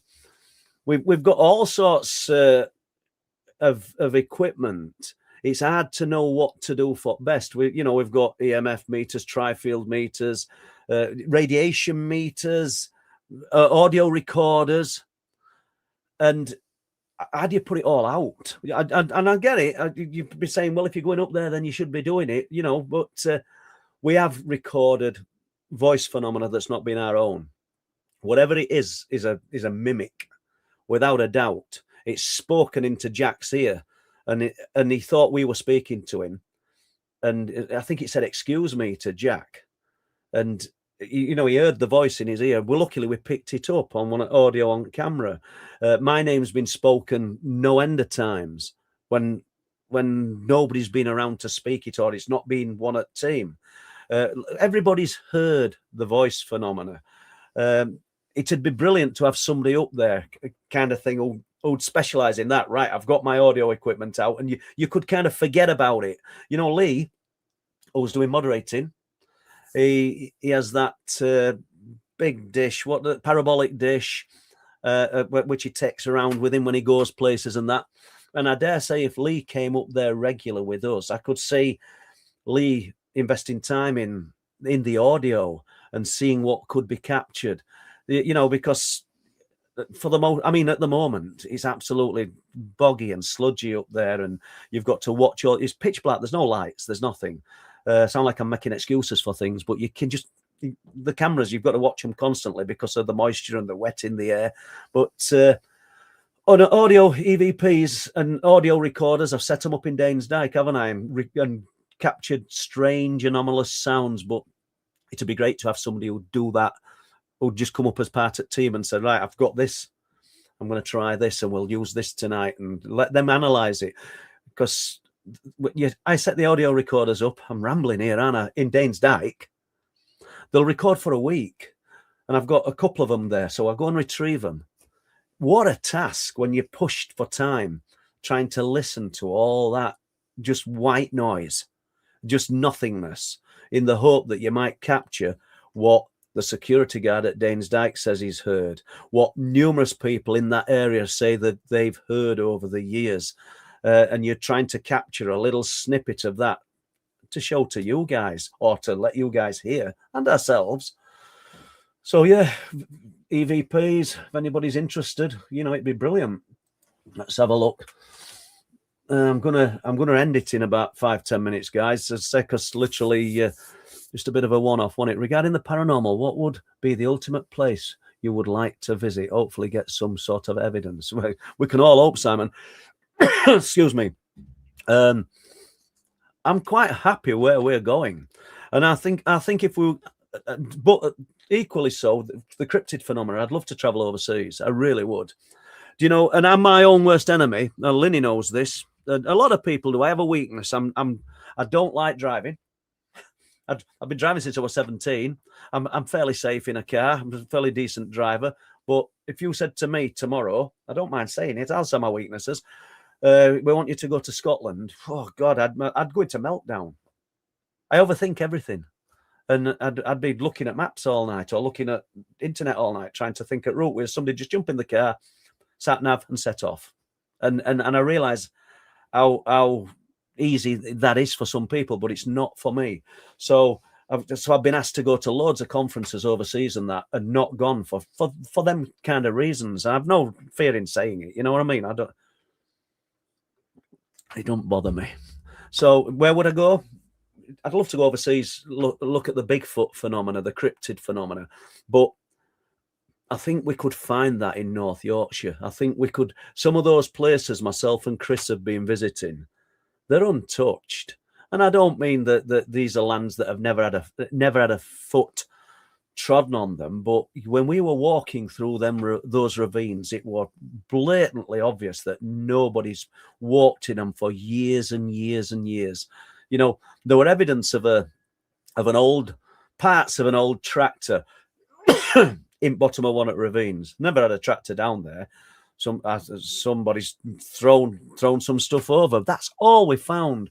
No crisp bags, no bottles, nothing. Absolutely nothing. Pristine. And they literally go for miles, and we've only scratched the surface. There's hundreds of them because people just basically just stay on the paths or just have a little venture into forest. Not many people want to tackle them ravines. You know, it were hard. It were really hard going. I mean, I love it, to be honest with you. I'm going to spend some time up there with James Coppett next week. And we're going to have a look at these noises, this strange humming sound that's in a certain area, which is probably man-made, by the way. We're not saying this is paranormal nature, but we're going to have a look at that. But where would I like to go? I think there's loads of places. I mean, that forest in Romania, the Hoia Baciu forest, and there's literally, I think the list's endless. I mean, out there, I could imagine that you guys in chat, there'll be loads of places that you'd want to visit, loads of places that you'd want to invest some time in. Wow, Simon, thank you. And really get a pack of strepsils. Yeah, you're good. Thank you. Thanks for pulling through that with that cough. Oh, it's annoying me, to be honest with you. And I'm not going to cough to order, but you kind of do when somebody says something. But yeah, it's just one of them things, isn't it? A lot of people got bits of illnesses and stuff, some far worse than me. Hey, need to say this: Facebook and social media. Did anybody see Nick Pope's post about his illness? If you did, then just a few thoughts for Nick, because it's not good. And, you know, he's in my thoughts. He's always been great with me. Whenever I've contacted Nick, he's always invested a bit of time and helped me. So we're thinking about you, Nick, and we really are. So, yeah, there you are. And I'm sure everybody, I know there's nobody voicing it back to me, but I'm sure you're all thinking the same. I hope you are anyway. Let's have a look. We've done that one, haven't we? Hotspots in Scotland. I'm just. There's going to be questions here I'm going to miss, guys. I do apologise. So, can I just say, Night People has to be the scariest book I've ever read. It's spine chilling. I can't imagine any child being subjected to such horrors. Do you know? I have absolutely. Sometimes you feel a bit embarrassed to read things when they're talking. Like when Rick said, "Oh, it's you," and you feel like. No, I don't think so. Night People, them things happened to me, and I did write it. I didn't write. I've said loads of times, Dragonborn, that I didn't even realize I was writing anything scary when I wrote Night People. Seriously, didn't. I just wrote it as I remembered it from childhood, and. There are other things as well, you know. I don't mean revelations, but things that I realised that I could have put in Night People. And this, I think I've spoke about it before, and this might surprise people, or it might not. But in the back bedroom of this little council house in the village of Old Dennerby, South Yorkshire, I think I'm a lunatic here. There were a dressing table. A kidney-shaped dressing table. So we're showing us age, aren't we? And it had one mirror in the middle and two at the side. And I were an only child, meaning, so you create your own entertainment. I can remember looking across the house there were a semi-detached house, so we're attached to one house, and the children in that house, I think, yeah, there were. And then the next house, where there's just this gap, there were 2 flats, and I can remember looking at the top flat, and there were 3 brothers in it, Martin and David, and I can't remember Jamie, and they were all playing. You could see them when it was throwing it down with rain and that. You could see them all playing, and you think, God, I have nobody to play with, kind of thing. But I were okay. So, but for some reason, I could see myself doing it. I'd find myself looking at that mirror. I'd kneel in front of it. I couldn't kneel down now. If I kneel down now, I can't get up for a week. But I'd look at the mirror. No glasses on or up then, they just, why? Nobody ever told me to do it. I'd stare at the mirror. Now, maybe it's just pareidolia or some kind of distortion, but I'd see other faces. Yeah, a little young boy. I didn't put that in Night People. Maybe I should have done. I don't think I did anyway. And I would do.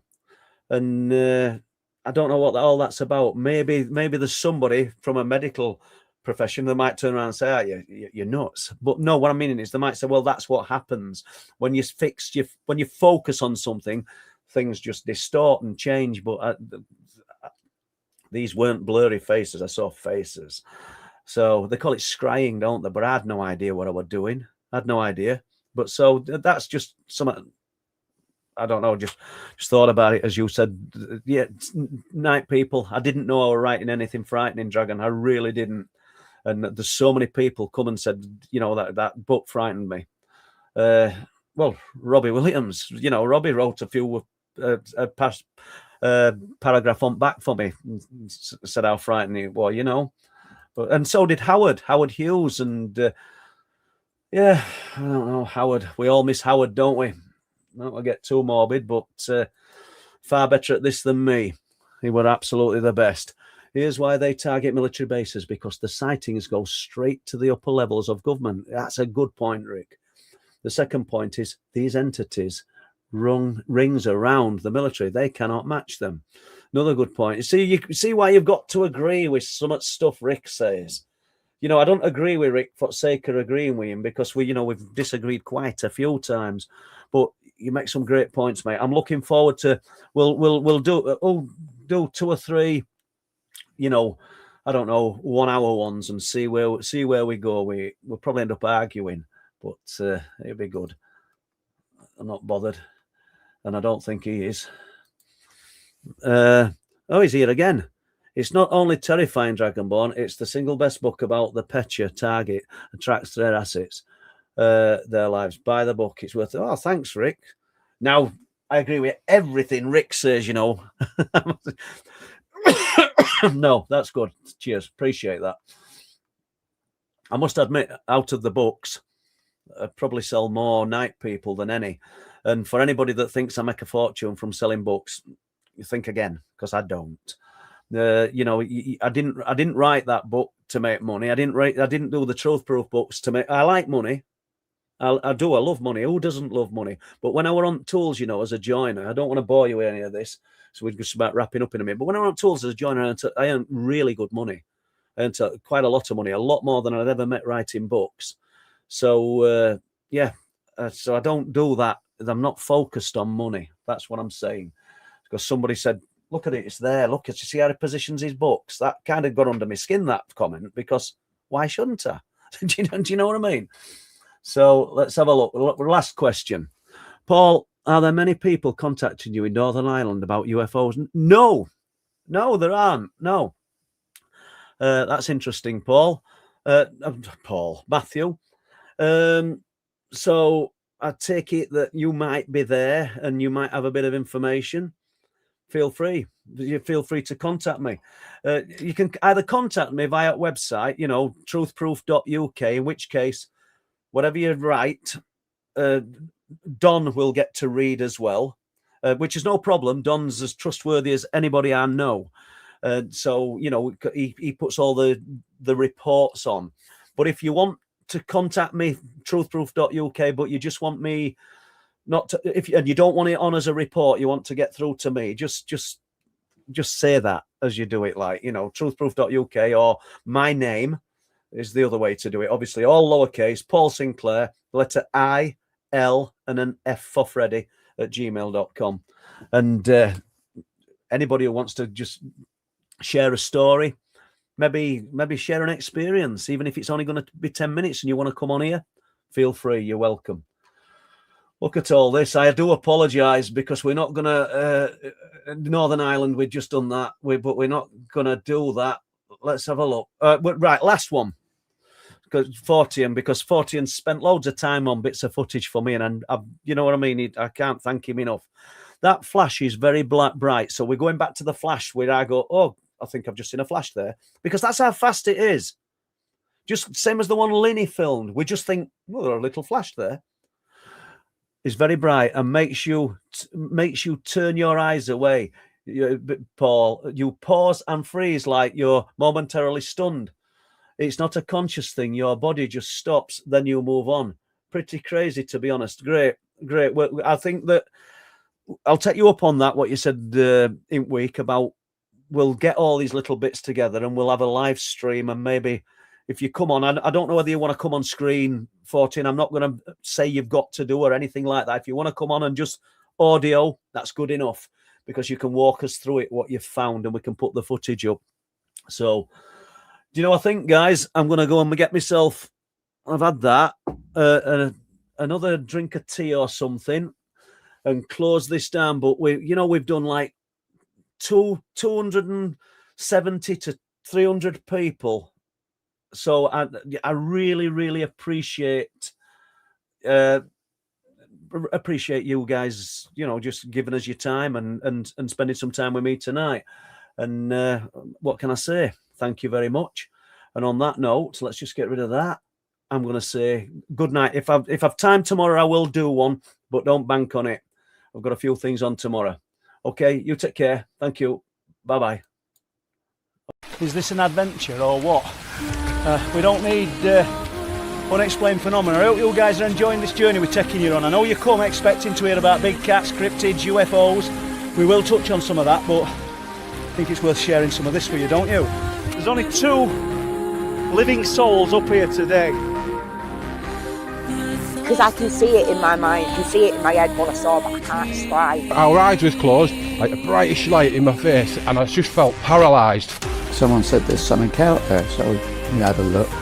It looked like a walnut. That's the only way I can describe it. It was like it had loads of tiny little windows all over it, and it had lights in those windows, but not a light that illuminates. Anyway, we were ushered into this lounge. This fella come in and said, whatever you saw was a weather effect. And everything is deathly silent. There's no sea, there's no wind, there's no night noise, because there's foxes all over here. There's nothing.